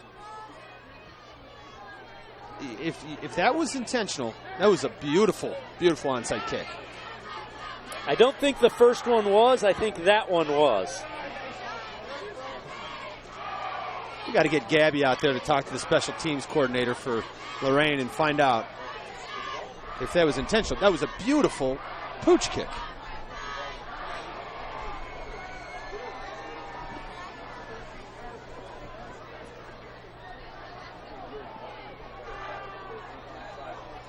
You know, Dave, I've talked a lot of this evening defensively about Antonio Wyatt, but Nate Melendez and especially Isaiah McDowell have done a great job. This front three of Lorain is stout, and McDowell, not the biggest guy, but he's a big time player.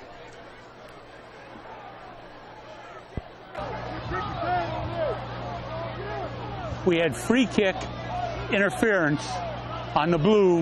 That's a 15-yard penalty, and they have to re-kick the ball.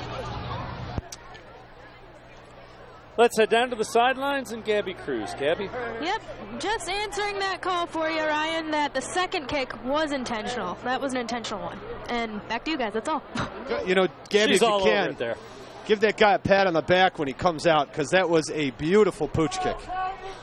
But that, you know, that's Gabriella for you. It's like you ask for something, and there you go. 2 seconds later, she's got the answer. Quality work, Gabby. So they're going to back that up 15 yards, force them to re-kick. And that should give Elyria a really good field position again. And Cesar Jeter, the normal kicker, will have to kick it from his 25. Blake Bartlome, he's just a onside kick specialist. Well, they list him at 106 pounds, so they probably don't want him running down covering kicks. That's my guess. Yeah. Honestly, he's listed at 106. But he's that was it's a muscular 106, but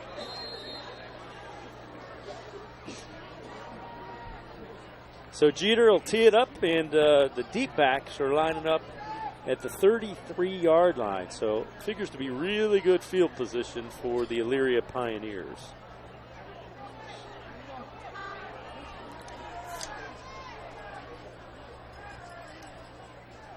And this one goes out of bounds.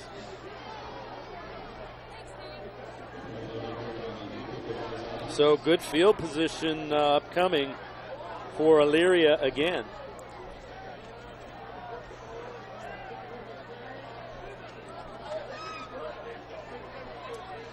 And they are, I believe, Elyria is going to make him kick it again. They may be kicking from the goal line by the time we get I would too. I mean, it's clearly not we something they want to do. We have a kick out of bounds. And the receiving team chose to take the 5-yard penalty, have them re-kick. And Dave, Justin Sturgill is coming out to kick it.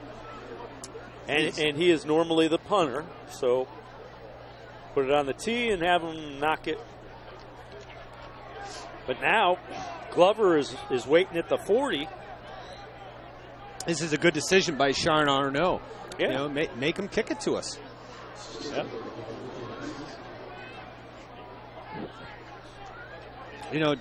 It's hard to believe that we're only a minute and 12 seconds into this third quarter, in the second half. And there's the kick by Sturgill. And Glover deflects it. It's still loose. Now he's got to get on top of it. And it'll be still pretty good field position at the 43-yard line. But good job of covering that squib kick by Lorain. I will say this. Glover couldn't pick it up, but that ball was spinning like a top. And he was looking up to see where to get it, and he couldn't get a handle on it because it just kept spinning. It's very interesting. Very unique, rather, spin on the ball. The rain, for the time being, appears to have stopped, but grass surface wet from constant rain, light rain, and Beckett gets it out quickly and heading down the sidelines with a first down.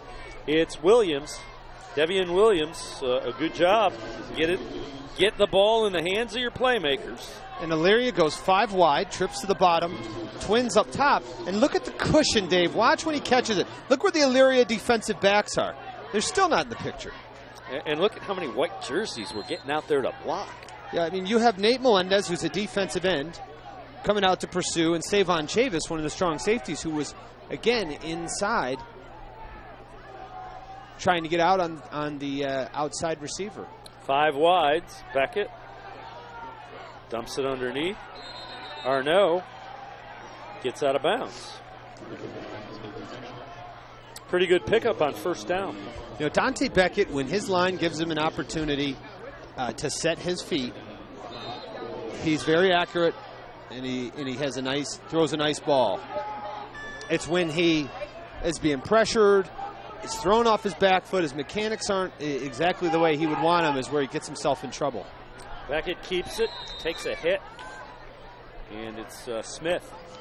Cairo Smith coming up in run help. And, you know, Dave, with a running back like a quarterback rather, like Dante Beckett, you're going to have linebackers like Cairo Smith, who is just waiting for him to tuck the football and run, and they're going to come up and meet him at the line of scrimmage. Out quickly, complete, first down. A nice job by Williams. So when we spoke to Dave McFarland, head coach for Lorain, before, and we talked about defensive decisions. And when you have 5 wide receivers, you know, that question is, what do you do? Do you play man-to-man? Do you have an extra guy in the box? You can play against the run, play against the pass. And they're trying to do both right now. And what Coach McFarland's doing is he's putting his strong safety, number 32, Savon Chavis, in the box. That's tackle to tackle, 4 or 5 yards deep, to play run support. Elyria is answering by throwing quick screens. On the white team, that's their first warning. And Elyria is responding to that defense by playing the numbers game, getting it to their wide receivers, and Coach McFarland's expecting and hoping Chavis to get out there in time, but as of yet, he has not been able to do that. They do it again. Williams gets inside the 30 to the 28. Yeah, get your ball to the playmakers in space. They're got to be averaging 5-6 yards every time they throw that quick screen. That's a great running play. There you go. First down. You just get 4 or 5 yards. And now you've opened up the playbook. But they're easier yards. You don't have to run in between the tackles and take on Antonio Wyatt, Isaiah McDowell, and Cairo Smith in between the guards. Get it to the outside and let your guys do it. And there's a sack. Oh, my. Cairo Smith just jumped up and got a hold of Beckett and threw him down. Little pump fake. They tried the little fake of that and going deep, and Smith said, no, you're not going to have enough time for that. Well, there's the heat. He pump faked it, and you're right. Wow, Cairo Smith. Beckett was not able to twist out of that one. Gumby wouldn't have been able to twist out of that. He had a hold of him, and basically from head to shoulder, or head to waist. Third down at 13. Cairo Smith is 5'10", 220. That's a big dude jumping on your back. They set up the screen. Arnaud breaks one tackle and then is knocked down viciously at the 25-yard line. And coming up, Isaiah McDowell made sure that he didn't get the first down. But it's going to be 4th and about 3. Yeah, you're right. See Isaiah McDowell read screen. There's a linebacker who's going to get him, but watch 40 from behind. There's Isaiah McDowell, and of course, Calvin Torres. Yeah, Torres is the leading tackler on this defense as well. 4th and 3. They empty out the backfield, 5 wides. Beckett has been effective running out of this formation. But look, Dave, look at the blue jerseys.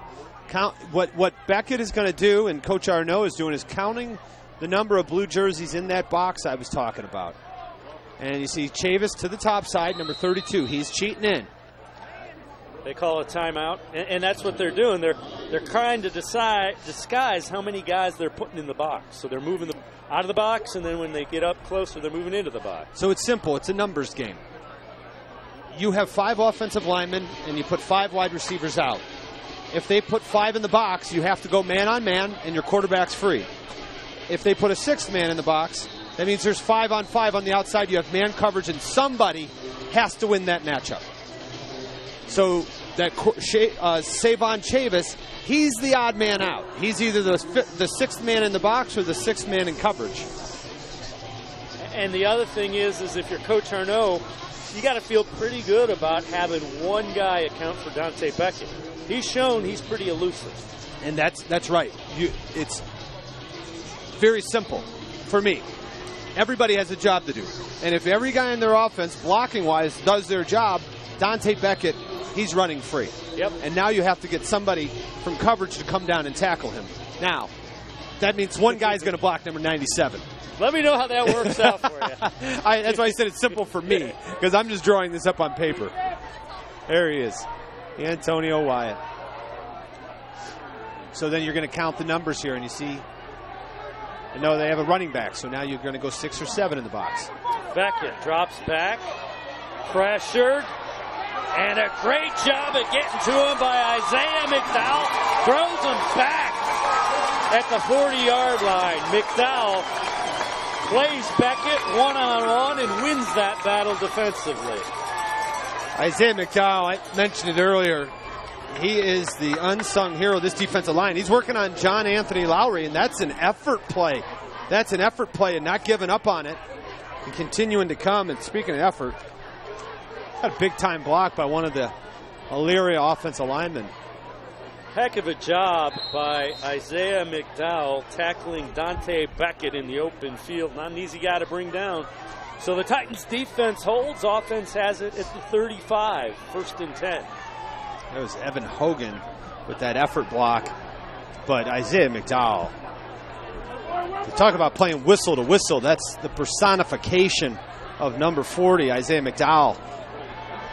5'5" defensive lineman.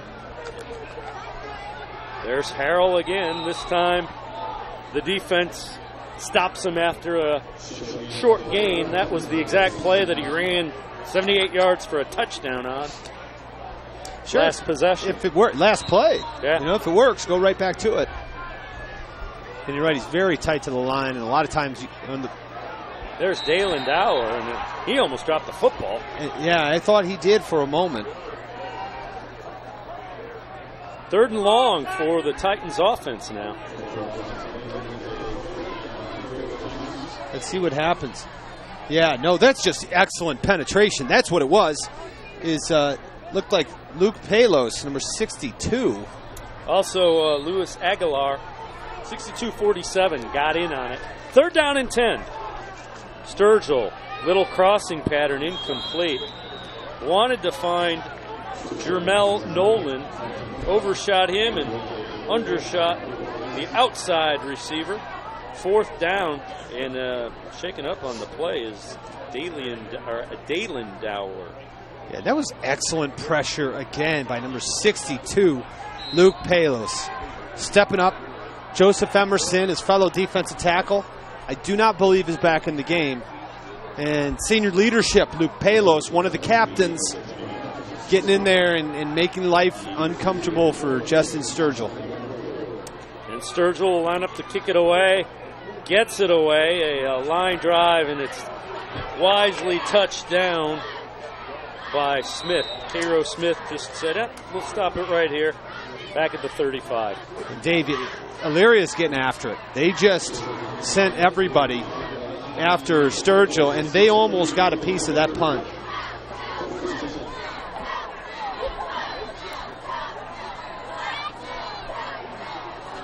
So now Elyria's offense, which picked up a couple of first downs and then had the drive stall, couldn't convert on the 4th down.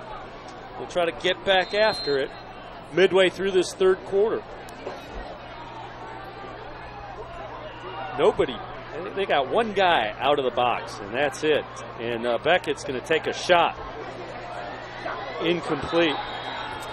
Glover had some space, but I think Glover may have broken stride there. He looked back at his quarterback, and you know, from my angle up here, Dave, looked like he broke stride, but it's also hard to tell because it's the far sideline. It looked like Beckett may have thrown it out of bounds. Kind of interesting. They saw the same thing I did. They put 10 guys up, and they had one guy middle of the field deep. Now they're playing them a little more honest. This time is Lorain's defense. 2nd down and 10. Now they shift out of that, and everybody's up tight. Beckett keeps it, and he gets swallowed. Guess who? Antonio Wyatt. And the big man holds his hand up, and I think that's the international sign for you can't block me. I mean, Antonio, watch this penetration, Dave. Here's 97. They tried to double team him. Right. That didn't work out too well. He's unblockable. He gets off the line, and he's working on one of the better offensive linemen for Elyria. That's Luke Palos. Third down and 11 now. And they motion Arnaud out. Over the middle, incomplete. Isaiah Thomas, the intended receiver, was open in the middle of the field, but Beckett really didn't have time to set his feet. Pressured again. Dante Beckett knew it too. He just missed him. But when you're being pressured, when there's constant pressure on your face, you start to expect it. And Dante Beckett needs to get back. He needs to hit his step, and he needs to be patient because that time he had time to deliver that football. They're speeding up his internal clock, though. He thinks he's, I got to get rid of it.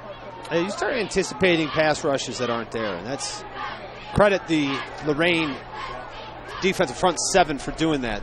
They've hit him several times when he's attempted to pass. Pretty good punt. Fair catch called for by Tayshawn Lighty. 1st and 10 from the 35 for the Lorain Titans. Trying to add to this 6-point lead. The difference right now, a 78-yard touchdown run early third quarter by Mikey Harrell. The fullback just kind of snuck through that hole. And a good sign is Dalen Dower back on the field. They stretched him out. Looked like he had cramped up, which is hard to believe. It really isn't that warm, but that's stretched out his leg, and he's back in there.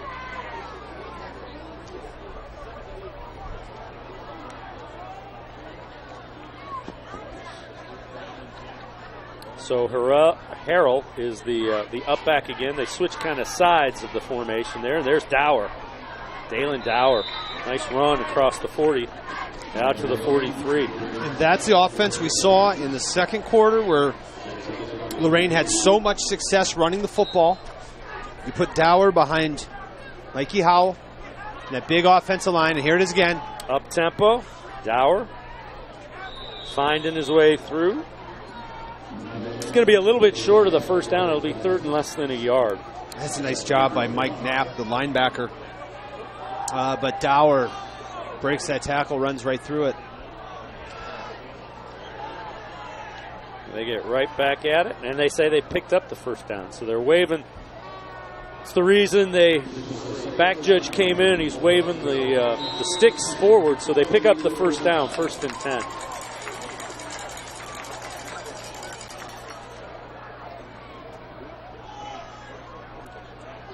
Pitched. They set up the reverse. Lighty trying to get outside, cuts it up. Tayshawn Lighty. Close to first down yardage again. Boy, these wide receivers are, anytime they get the ball, there's just kind of, you take your breath away if you're a defense. They're very fast. Nice job by Jordan Lucky Baker on the outside. There's number 25 who comes in and makes the tackle. But you're right, that's a dangerous situation for a defense when any of those wide receivers gets into the open field. Sturgill pulls it, picks up the first down as he gets near the 40-yard line of Elyria. Titans on the move here, late third quarter. And this is a read, triple option. And it's the right read by Justin Sturgill. Coach McFarland praised him before the game on his ability to run the triple option and make the proper reads. And there you see him reading the tackle. Tackle closes down. That's a keep read. Sturgill rolls out, throws, flag on the play. Intended receiver was Davian Dower, the senior of the Dower brothers. Yeah, and they're going to get a pass interference. Or holding, one of the two. He came out of his break a little late and had to fight to get out of it. We got holding on the defense. Against the Pioneers. But the pass, look at this ball by Sturgill. See, he does a nice job of setting his feet. There's the hold. Screen, yeah. That's Lucky Baker on the hold. And he probably catches that if he wasn't held coming out of his break. Davion Dower almost caught it after the hold. There's the pitch to Dalen Dower. Picks up 3-4 yards. Dalen Dower, really nice looking sophomore. Physical runner. And you can see with that frame, he's got a lot of filling out to do. Dalen Dower breaks a couple of tackles and then is pushed back as he gets near the 25. But he's, he's still very strong and physical. And there's a great matchup going in the trenches. David Larson, guard for Lorain, up against Luke Palos, defensive tackle number 62 for Elyria. And these guys they're going at it. Ball's on the ground. 3rd and 5. Elyria comes up with it. Huge turnover. Is coming up off the deck with it is Luke Palos, your man. Just said Luke Palos. Look, he's a two-way player, senior captain, and he's leaving it all on the field in this rivalry game. And as I said here, look, he's battling, and he was in position to make the tackle on Dower. Ball hits the turf, and that's how he came up with the fumble. But that was a nice stunt, an inside game for Palos and the other defensive tackle. It allowed him to come free into the gap. Dower never got the ball. So they give it to Glover. And the Titans defense reacts very nicely as they don't let Glover get out wide. This is not a real good job from Elyria on this mesh point, as you just mentioned, getting the ball, and Glover almost didn't get the ball. Timing's just a little bit off. Now, that can be caused by a couple different things. First, Dante Beckett's first game back at quarterback. Second, rotating quarterbacks. When you hear a different cadence, a different snap count, wide receivers will go in motion at different times, and that makes them have to adjust their speed, which on the jet sweep, you don't want a wide receiver to have to slow down.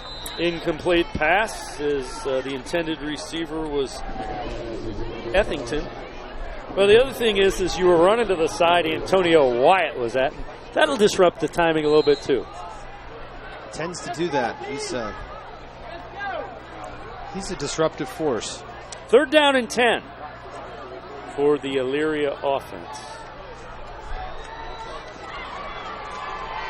Pioneers really haven't been able to get much put together in this second half. Lorain defenses have been pretty effective. There was a couple of first downs on that first series. Beckett pressured. Dante Beckett scrambles and picks up a couple, but well short of the first down. Smith again chasing him. Cairo Smith is an aggressive pass rusher. You see Isaiah McDowell, also number 40. It's a very physical, fast, and talented front seven for Lorain. And right now, Elyria has their hands full. The other thing is you just keep waiting for this Elyria punt return team to kind of break one. They've come close. And Leidy wisely just lets it roll. It'll be down back at the 27-yard line. So 1st and 10 from the 27. Just under 2.5 minutes remaining in this third quarter. Titans offense back at it.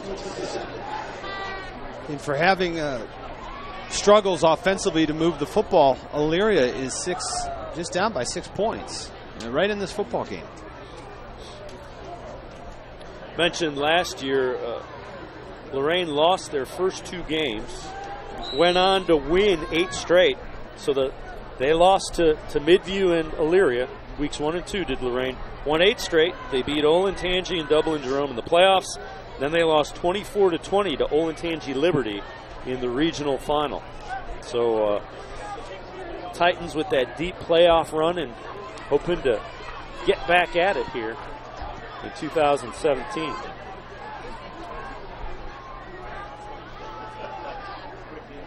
Harrell. Good pickup on first down. 3 yards, 3-4 yards. Great pickup on first down.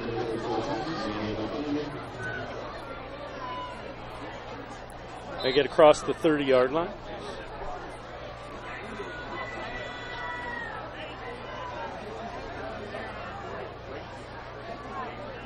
Sturgill audibling. He's got man-to-man on the backside of this, but he's going to go to Dalen Dower. That's coming in to make that play is Horton. Deontay Horton from the outside linebacker spot. That's a big-time hit by Deontay Horton. Nice play. Way to fill and run support, young man. And for a second, and here's Dower coming off the field again limping. But for a second, it looked as if he had a crease and some daylight. And they're going to bring Dakota Mincy in at running back, does Elyria. Yep. And he had a carry earlier today. Had 3 carries in the first 2 games, 42 yards and a touchdown. Little boot, and Davian Dower, but not able to get it there as Sturgill pressured. Getting back in the backfield to make the play defensively is Riley Sexton. Good job of getting after the quarterback.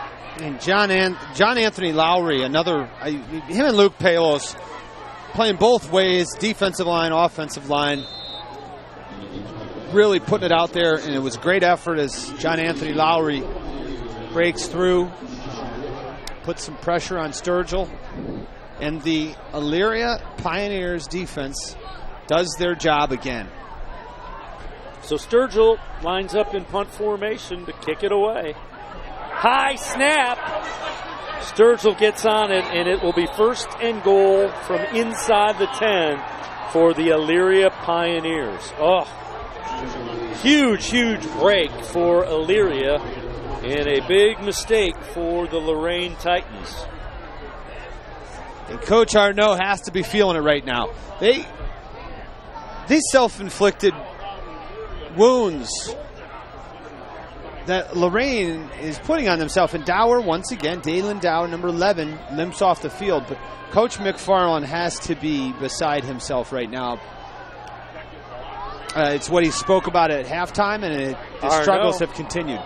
And a nice job of filling and making the tackle by the leading tackler for Lorain's defense, Kelvin Torres. And the ball came out, yet the officials ruled him down, and I'd like to see this on replay.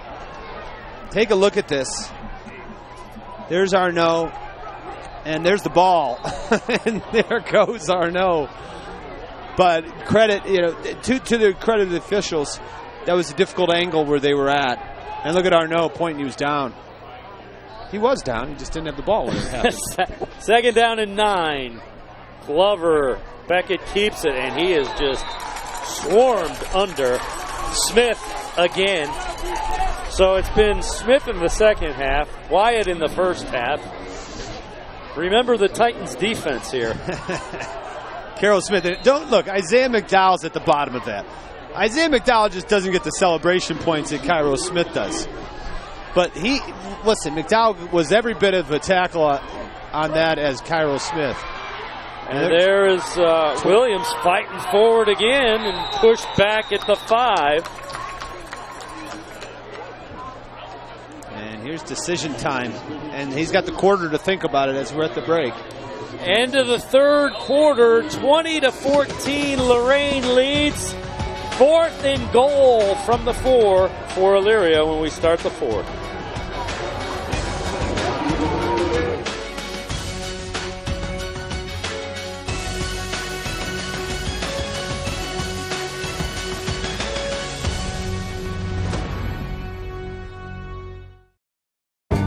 Inspiring city and campus. Inspiring people. Inspiring creativity. Inspiring hands-on learning. Inspiring global experiences. Inspiring traditions. Be a Buckeye. Inspire. Veterans benefits earned through your service in the National Guard or Reserve can offer a range of support. I wouldn't be here today as a successful woman without the help that I received. From home loans to job training, go to benefits.va.gov/Guard Reserve to find out more, even how to apply online using eBenefits. This is one of the best things I ever did in my life. We were very fortunate to have these benefits, so we definitely ought to use them. Achieve your next mission. Learn about your VA benefits today. Welcome back to George Daniel Field in Lorain as the Titans lead 20-14 as we get set to start the fourth quarter. The Pioneers send down the field goal unit to try to cut this to a 3-point game. They'll spot it at the 14-yard line, 24-yard attempt. Movement. I got a dead ball, false start on the offense. So they'll back it up. Certainly, Elyria's field goal kicker has been outstanding and has plenty of leg here. They'll back it up now to the, call it the 18, 19-yard line. Call it a 28-yard attempt. Snap and set are good. The kick is good as well. It is a 3-point ball game. It is now 20-17 after the Elyria field goal and a late flag. Oh, my. I didn't see what happened, but this game has had more flags after the whistle than most have in between the whistles. All kinds of flags flying here.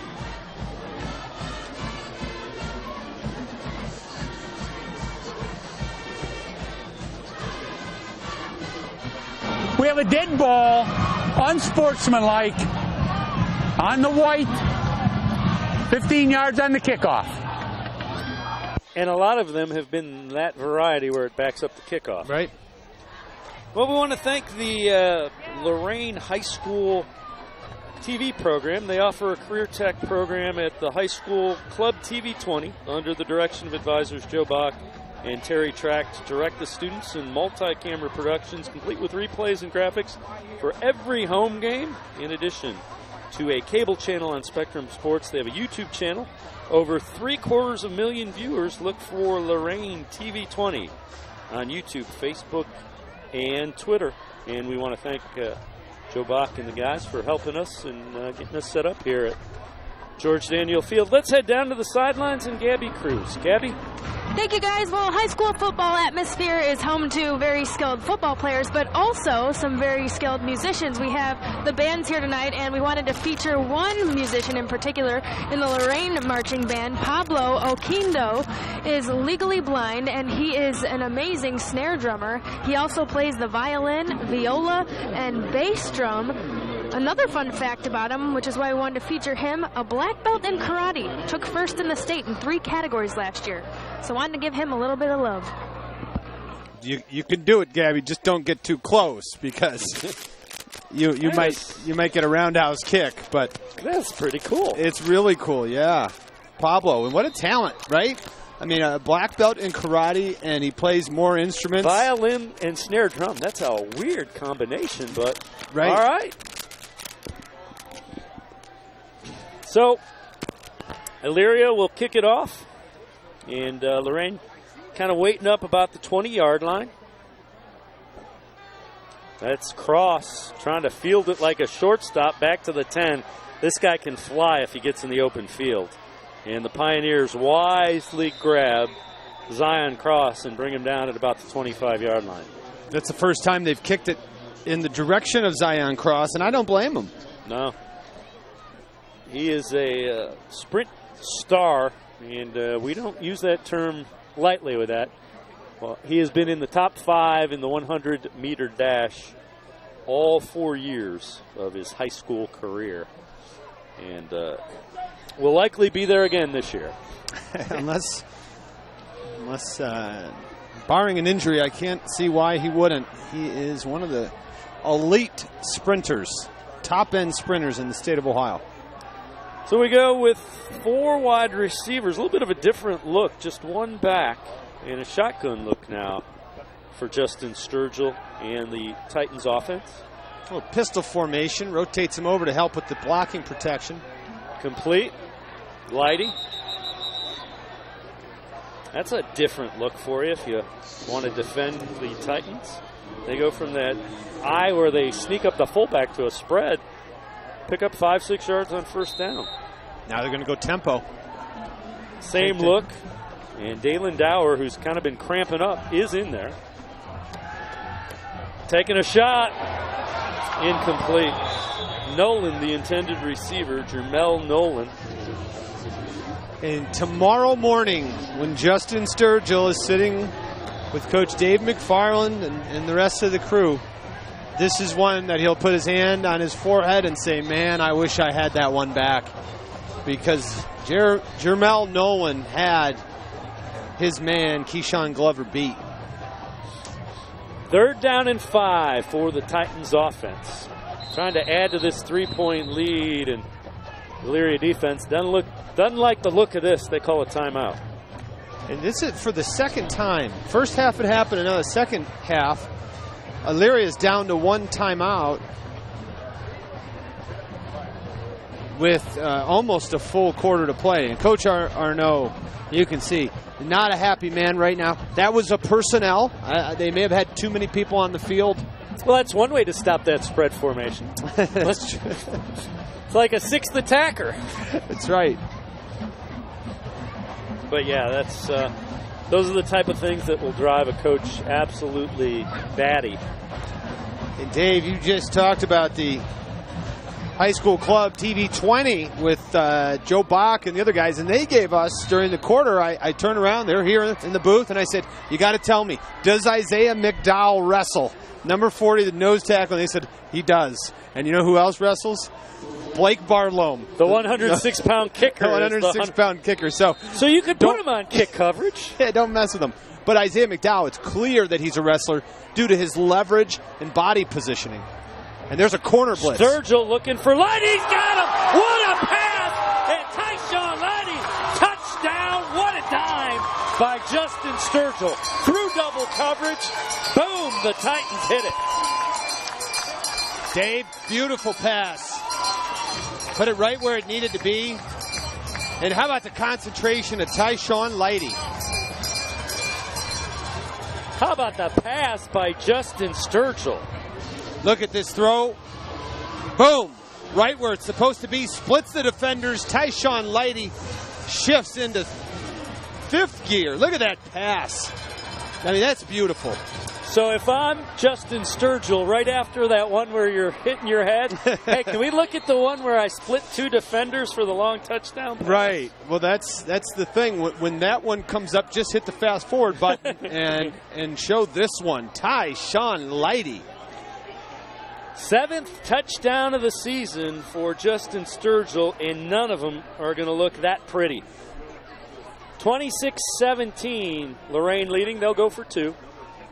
Sturgill looking for Lighty, and that one a little too wide, incomplete. The 2-point conversion, no good, but the lead is now 9 at 26-17, and that was a beautiful play. Heck of a job by both Lighty and Sturgill on that long touchdown. That was great, and you know, Tyshawn Lighty, the concentration needed as the free safety's coming across to focus on the football.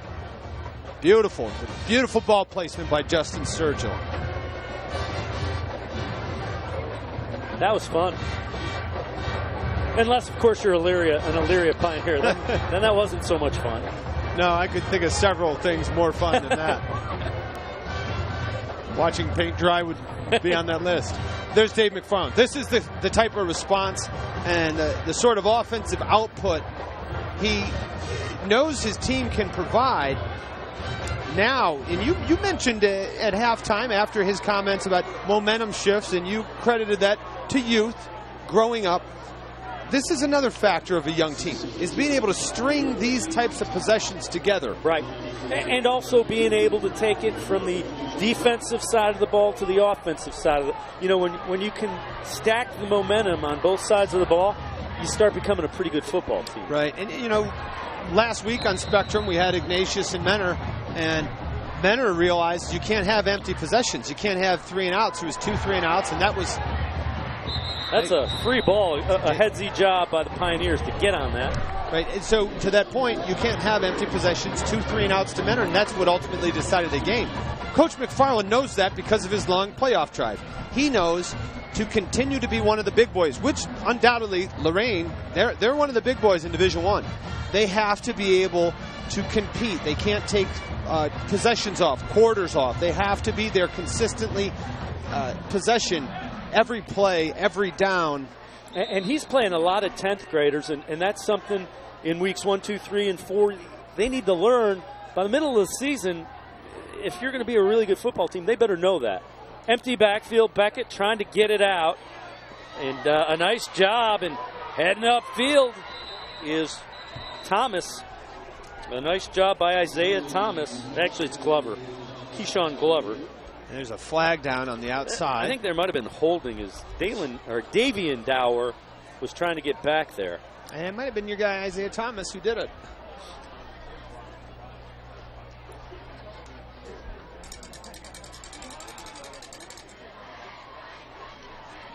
We anxiously await. And they're talking to Lorain, which leads you to believe it's on Elyria. And Davian Dower almost got back to where they were throwing that, and he was held. We have holding on the offense. Repeat, first down. And I don't think that was on the line. I think that was on the linebacker trying to get back to that pass. First down and 20. And Beckett setting up the screen. Arnaud has some room. Sean Arnaud brought down across the 35 out to the 36. Lighty on the tackle, but a good call and a nice pickup. As they got all that penalty yardage back, plus a couple extra. They've had some success with that middle screen. And, I wasn't expecting Isaiah McDowell. He's been the one guy who's pretty consistently smelled that out and got back, but it's because they bring so much pressure. They're so aggressive up front. And that time McDowell reads it and runs down the line and gets in the mix. Devian Williams, the catch. And close to the first down. He got it. He picked it up. He's across the 45, so it'll be a first down just across the 45. Boy, he is a matchup problem. 6'2", listed at 185. He looks like he might even be bigger than that. Yeah, he's a good-looking player. Big receiver. The type of guy, if I'm a quarterback, I'm going to know where he's at when he has man-to-man coverage. We're going to him a lot. Beckett, and nothing doing. A nice job to get after it by the leading tackler of the Titans, Kelvin Torres. No gain. And if you look at this play, Torres is going to get the tackle, but Antonio Wyatt is playing over the center. And he just blows up the offensive line. That's got to be an uneasy feeling. Watch the center. Look at what Wyatt does. He puts everybody on skates, and then he misdirects Dante Beckett. It's against the blocking scheme, and Kelvin Torres is able to come and make the play. And there's Wyatt again. Ball's loose. Ball's still loose. And it's picked up and running with it. It's Isaiah McDowell. Touchdown, Titans defense. Your man had it again. Isaiah McDowell is going to get 3 points, and he's going to have to give the other 3 to Antonio Wyatt, because Wyatt just blew up the offensive line again, almost beats the snap back to the quarterback. And how about the balance of Isaiah McDowell to stay on his feet, pick up the football. Look at Wyatt. Look where Wyatt's at. Right there, falling, and he takes the center with him. There's McDowell, and he gets it and goes. Like a relay race. The second fumble recovery of the night for Isaiah McDowell. This time he gets in the end zone with it. 32-17 after the Titans defense. The scoop and score by Isaiah McDowell. What a performance by the defensive line of Lorain. Isaiah McDowell, 2 fumble recoveries on the evening. Nearing double figures in tackles if he's not there yet. It's been a great performance from number 40.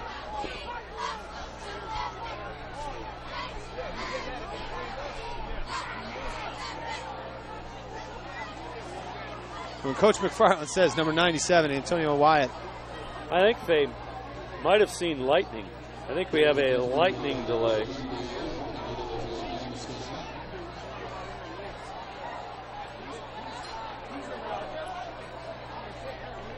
And yeah, it's a weather delay is what is happening. Is apparently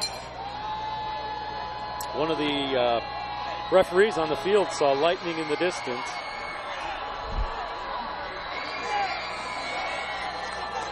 So they are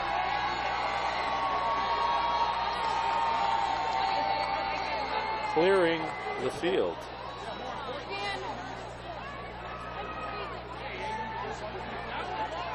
This is certainly put in for the safety of the players, and Yeah, I didn't see it. I'll be honest, I didn't see it. Yeah, it's hard, and because of the video board and the replays and the graphics, you see defense flashing. So out of my peripheral, I will see flashes of light, but I just assume it's from the video board.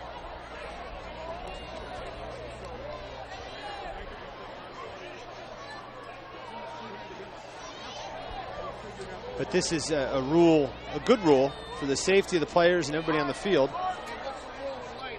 Not the best rule for a set of broadcasters like ourselves.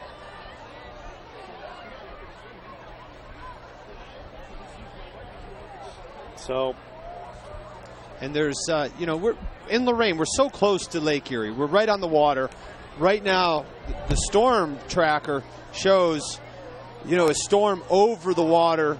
Right. And it's actually not raining here, yet you can still see lightning, I imagine. And that would be coming from the north where the water is. But it's like you said, Dave, we're kind of looking at each other like, what just happened, because it's not even raining. Right, and the official went out there and kind of was waving his arms like crazy.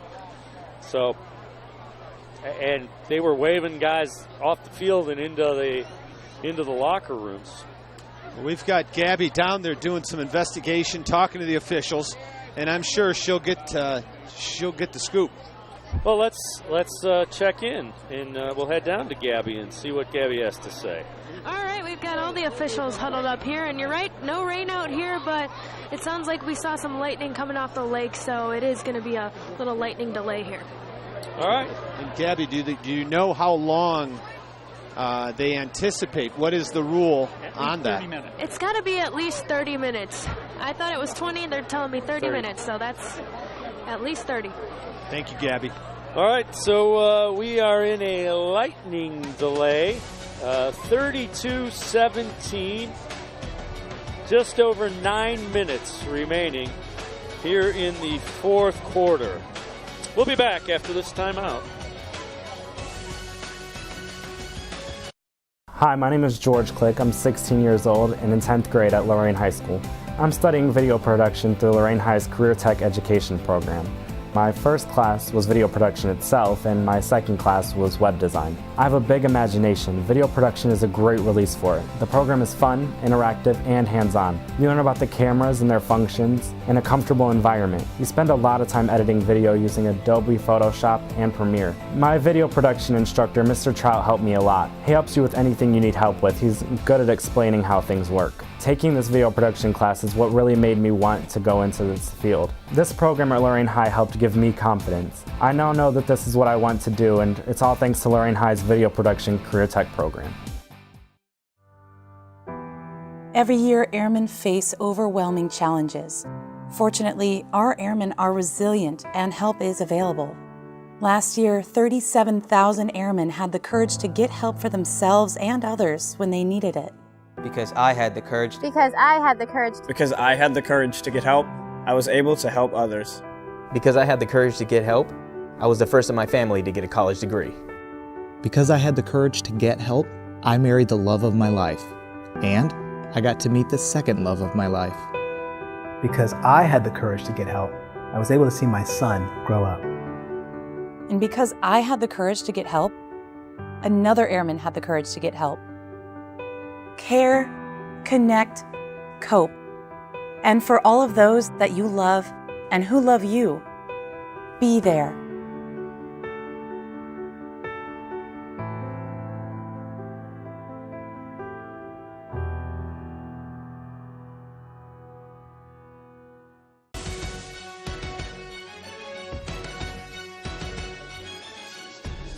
Well, we have waited out the lightning delay, and when we left you, it was a scoop and score by Isaiah McDowell.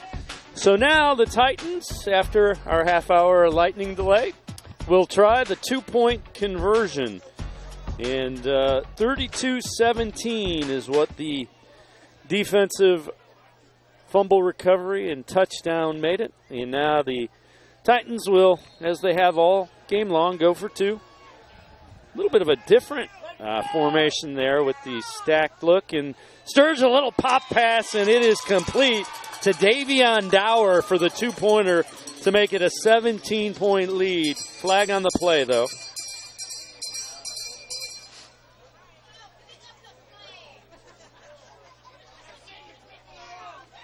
He's got an ineligible downfield. Yeah.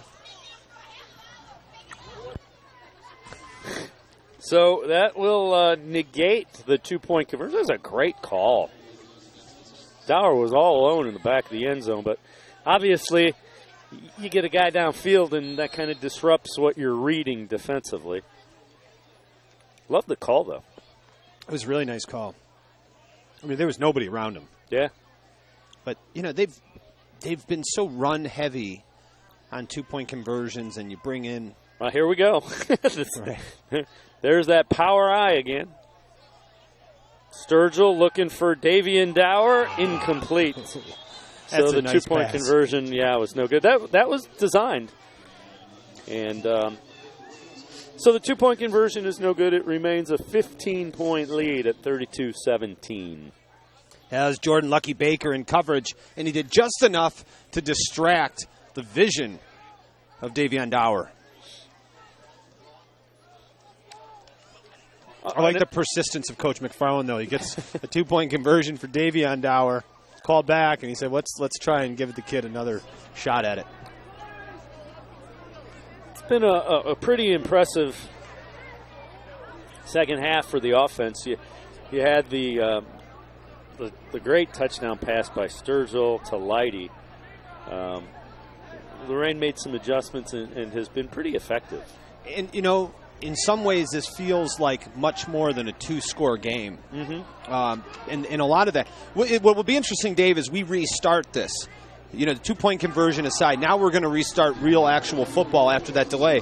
And what did Coach Arnaud talk to his kids about? Because right now, there's 9 minutes left.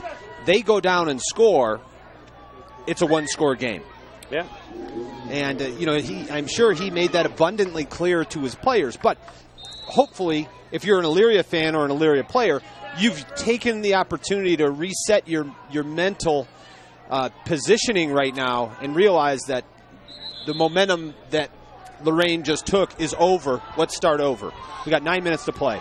And Elyria gets decent field position as they get it out near the 40-yard line. They'll mark it about the 38, 1st and 10. And Pioneers certainly have the weapons. They just need to put some consistent plays together.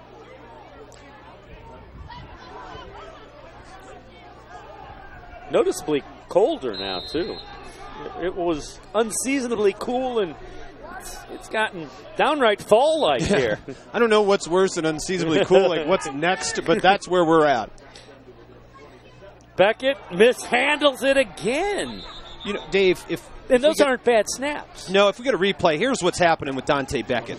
A lot of times quarterbacks in the shotgun will catch it and they'll take a snap. He starts backing up before he gets the ball. And he wants to take a look at the defense and see where he's going to go. But that was also what happened on the one where it was scooped and scored. Right, but the problem is that it's hard enough as you're catching the football to keep your eyes downfield and use your peripheral vision to catch it. Now you're adding another element. You're backing away from the football, so you're moving, the ball's moving, and you're trying to keep your eyes downfield. Catch the ball, then take your three-step drop, just like Arnaud did, and there's a screen. And they set it up, and it's dumped off, and heading upfield is a Davion Drummer. And he is knocked down. Good gain, and that play has been one of the more successful offensive plays for the Pioneers. Drummer, a guy who we saw get a lot of run right at the beginning of the game, haven't seen him since. And here he is. You can see what he brings to the table. Explosiveness, a little bit of breaking tackles. Arnaud Buying some time, and Torres grabs him and forces him to throw it before he wanted it to. And that'll bring up a 4th down.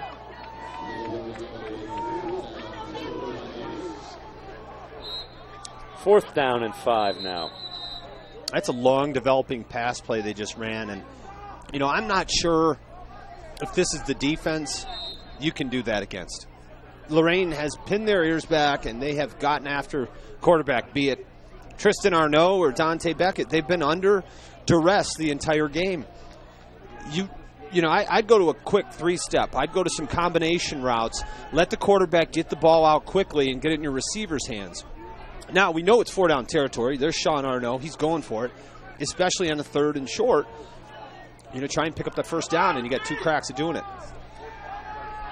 Tristan Arnaud, 4th down, knocked down. Good job to adjust to the ball.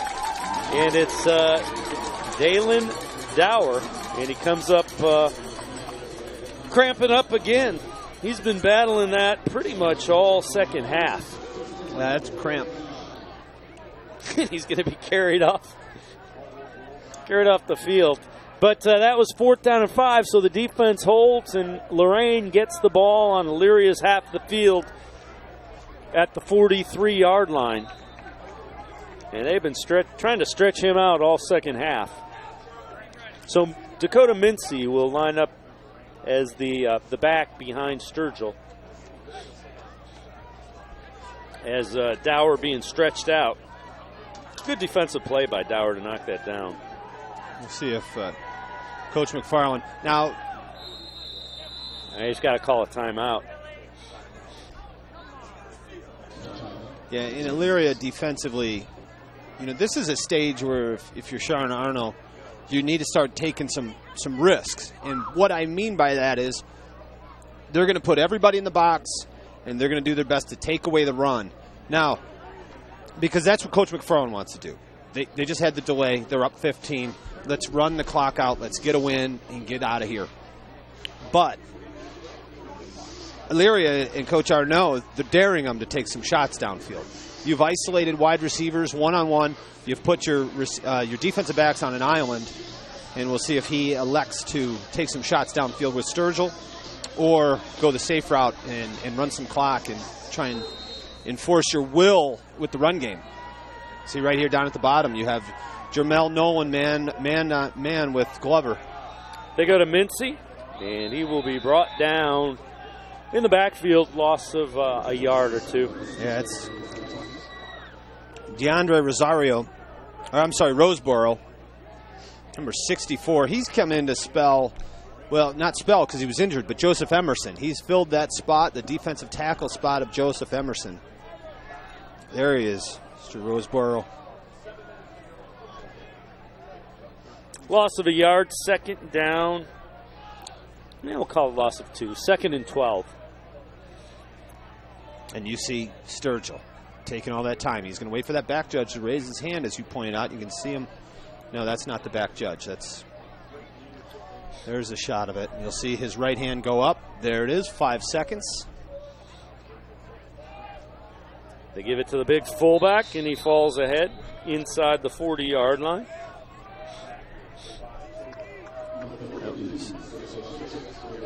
Savon Chavis, whose older brother, Carlos Chavis, graduated from Lorain, had a really nice career, outstanding running back. Savon. Another one of those sophomores.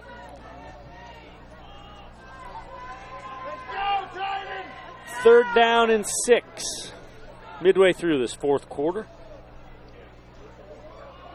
Little pitch. Mincy gets the corner and is knocked down just short of the 1st down. And that's the first time we've seen Sturgill pitch the ball in the triple option. Time it was a nice ride to the fullback, Chavis. And there's the keep read, and then you see the defensive end. Number 47, Luis Aguilar, come up and take away Sturgill.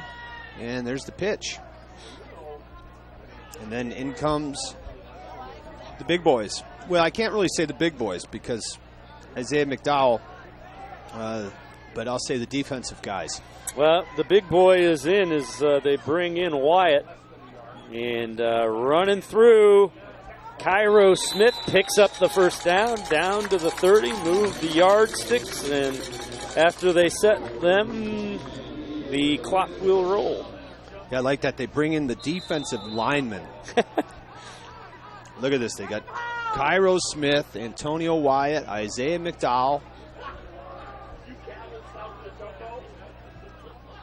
It's like a jumbo package.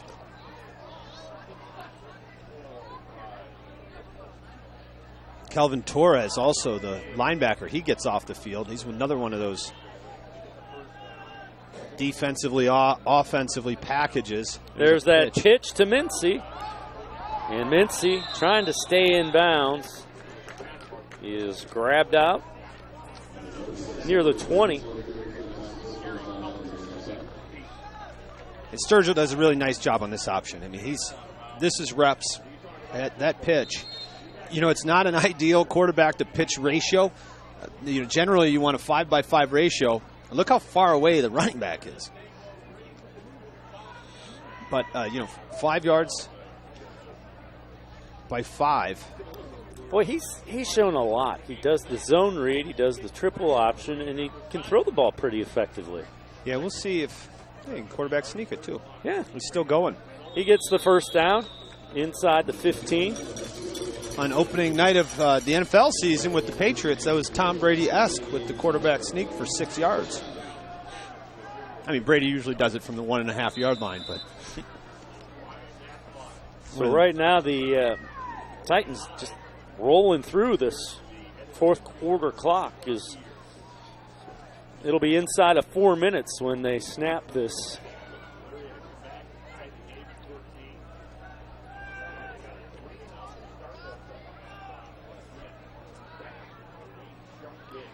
Handoff goes to Dakota Mincy, and he falls forward near the 10-yard line. And so again, I mentioned this earlier in the game day, but a lot of credit for what Lorain's been able to do tonight. Running the football goes to that offensive line. I mean, those Absolutely. Guys, you've got three-year starters. Throw in a junior, Yusuf Algier, and, of course, Myron Wilson, the left tackle. And they're a big offensive line. They move well. They use their offensive guards to pull quite often. And they've got the agility and the foot speed to get out in front of their running backs, which is not the easiest thing to do when you're 260, 270, 280. There's the pitch to Mincy, Dakota Mincy. Headsy play, stays in bounds. Third down and about a yard as they approach the 5.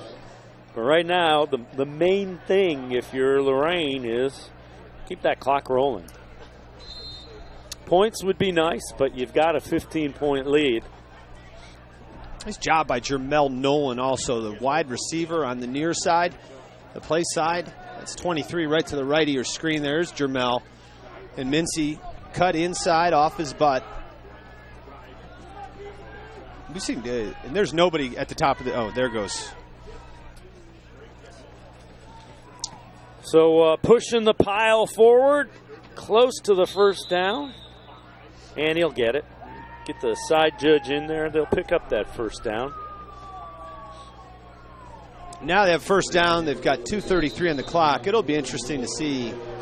They can't run this clock all the way down, but I'm interested to see how many plays they actually run and if they can just kneel it out. I mean, the clock is not moving. Well, they have to reset it. So the clock should be running though. The ball's set. Go. There, they're spinning it. And here's Coach. Yeah. Don't yell at us. We're only the play-by-play and color guy. You got scared too. Sturgill fighting. But Coach McFarland's looking up here like, wait. This is not what a home field advantage is. Exactly. You guys are supposed to be on our side. We should not have to snap this ball X amount of times.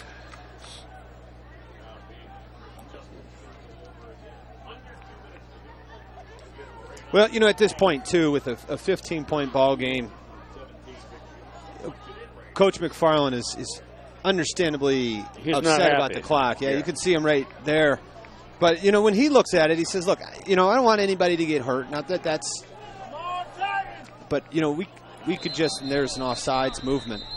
But he was looking at it as if we could just kneel it and close the show. Right. And without any more physical contact, now they're going to have to kick off, and the defense is going to have to go back out on the field. Well, let's see.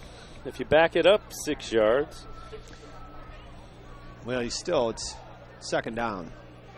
You're at 135. Yeah. They're winding the clock.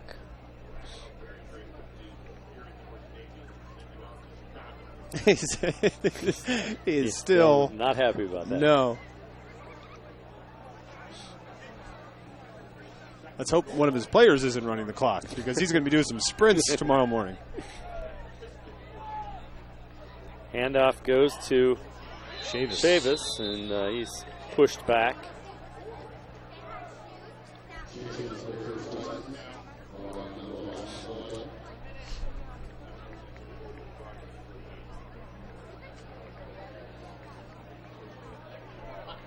And they're at inside 50 seconds now. And I don't know if he just blew the whistle to start the clock. It's still third down, so they might not have to run another play after this. Yeah, I think the refs might have just waited to blow that whistle. He told Coach McFarland, listen, we'll make this right. There's Mincy, and he gets into the end zone. And that will make it 38-17 with just 18 seconds remaining. I'm looking down at the sidelines. It appears as if Coach McFarland was holding up the 1, saying we're going to kick it, which they have not done all night. However, there he goes. The wrestler, Blake Barlow, 5'7", 106. And, he's an accomplished wrestler at 106 pounds.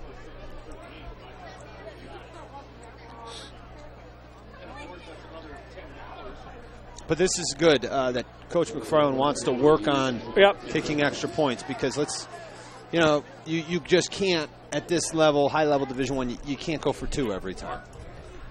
I mean, you could. It just probably isn't the best strategy. And it's not the same.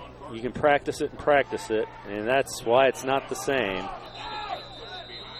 And no good. So it remains a 37-17 lead for the Titans. And, you look at the score, and this game was a whole lot closer than the final score is going to indicate as well.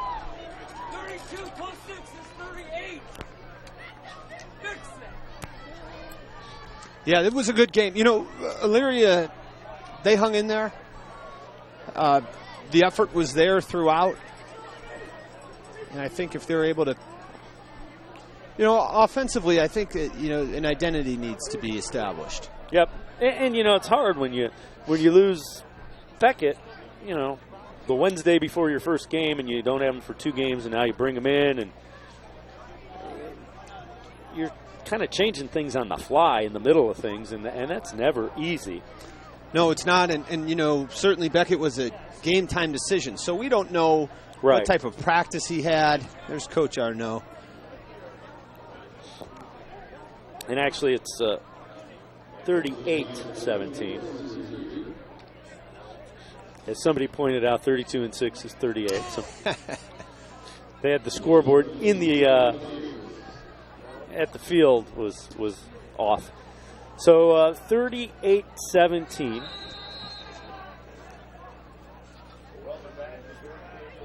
And here is the kickoff. And it's loose, and it looks like the Titans might have got on it. And no. Elyria does recover, so a good job to recover the kick. As Louis Aguiar got on top of it. You mentioned last year how Lorain started 0-2 and then won the next 8 and then took that ride all the way to the regional finals, losing to Olentangy Liberty. Yeah, 24-20. Mm-hmm. Real good Olentangy Liberty team. Yep. Who ended up losing to St. Ignatius in the state semis. Mm-hmm. Yeah, we had the call on that game. That was a good football game. And that'll do it. That'll be the final play of the game. So 38-17 is the final score as Lorain improves to 2-1. Elyria still looking for their first win of the ball game. And Gabby Cruz is down on the sidelines with Dave McFarland. Gabby? Thank you, guys. Well, Coach, it's safe to say that lightning delay did not slow the offensive momentum in the second. And, we saw between Lighty's speed, we had Sergio's arm, and even McDowell with the scoop and run. We saw a lot. Yeah. What did you like out of the offense second half? Well, we came out with a little more energy. I was so disappointed in the second quarter, just how the momentum and the energy changes. But, we challenged the kids to come out with great energy, and they did. And so I was real proud of them. Yeah, both sides of the field. Defense, little bro tap there. Defense also very key tonight. Guys like Antonio Wyatt, what did you think was really the important difference maker? Well, little stray dog got that fumble for a touchdown. That changed all the momentum, and it's a big play for us. So that was, I think, put us up 15 or something. But I was disappointed we didn't make the 2-point play, but that would have kind of sealed it up. But I'd say you still got the job done tonight, Coach. Yeah. Congratulations. Thanks so much for your time. Yeah. Thank you. Dave McFarland, his Titans, a heck of a job. And time to take a look at our play of the game. There was a couple of them, but the one I like a whole lot is Sturgis to Lighty between the defenders, threads the needle, and that one really kind of gave the Titans all they needed. Yeah, really a beautiful pass. Look at the concentration by Lighty. And then he takes off. There's so much team speed from Lorain, and this is with an accurate quarterback. Yeah, it's a beautiful pass. It's a beautiful pass. Sturgill doesn't get enough credit because, quite frankly, he doesn't throw the ball that much. He doesn't need to throw the ball that much because of the offensive line and the running backs. But when he needs to, he's a very accurate passer. Final thoughts on this one, Ryan Kavanaugh? I'm going to be interested to see how that, right there, Coach McFarland and his team grows up and where they can take it this year, because there's a lot of young guys and they're going to figure it out. They're 2-1. They're a good football team, but I think that we're looking at a program that will continue that step towards being an elite program in the state of Ohio. Well, we want to remind you that tomorrow night, our games, you see the games across the state at 11 o'clock. Everything gets rolling at 7 with Friday Night Huddle and High School Blitz. And then Saturday, Ryan and I will have the call of Euclid and St. Ignatius live at 7 o'clock. Once again, our final score, Lorain 38, Elyria 17. For my partner, Ryan Kavanaugh, Gabby Cruz, and the entire Spectrum Sports staff, congratulations to the Titans. They are now 2-1 on the year. Good night from Lorain.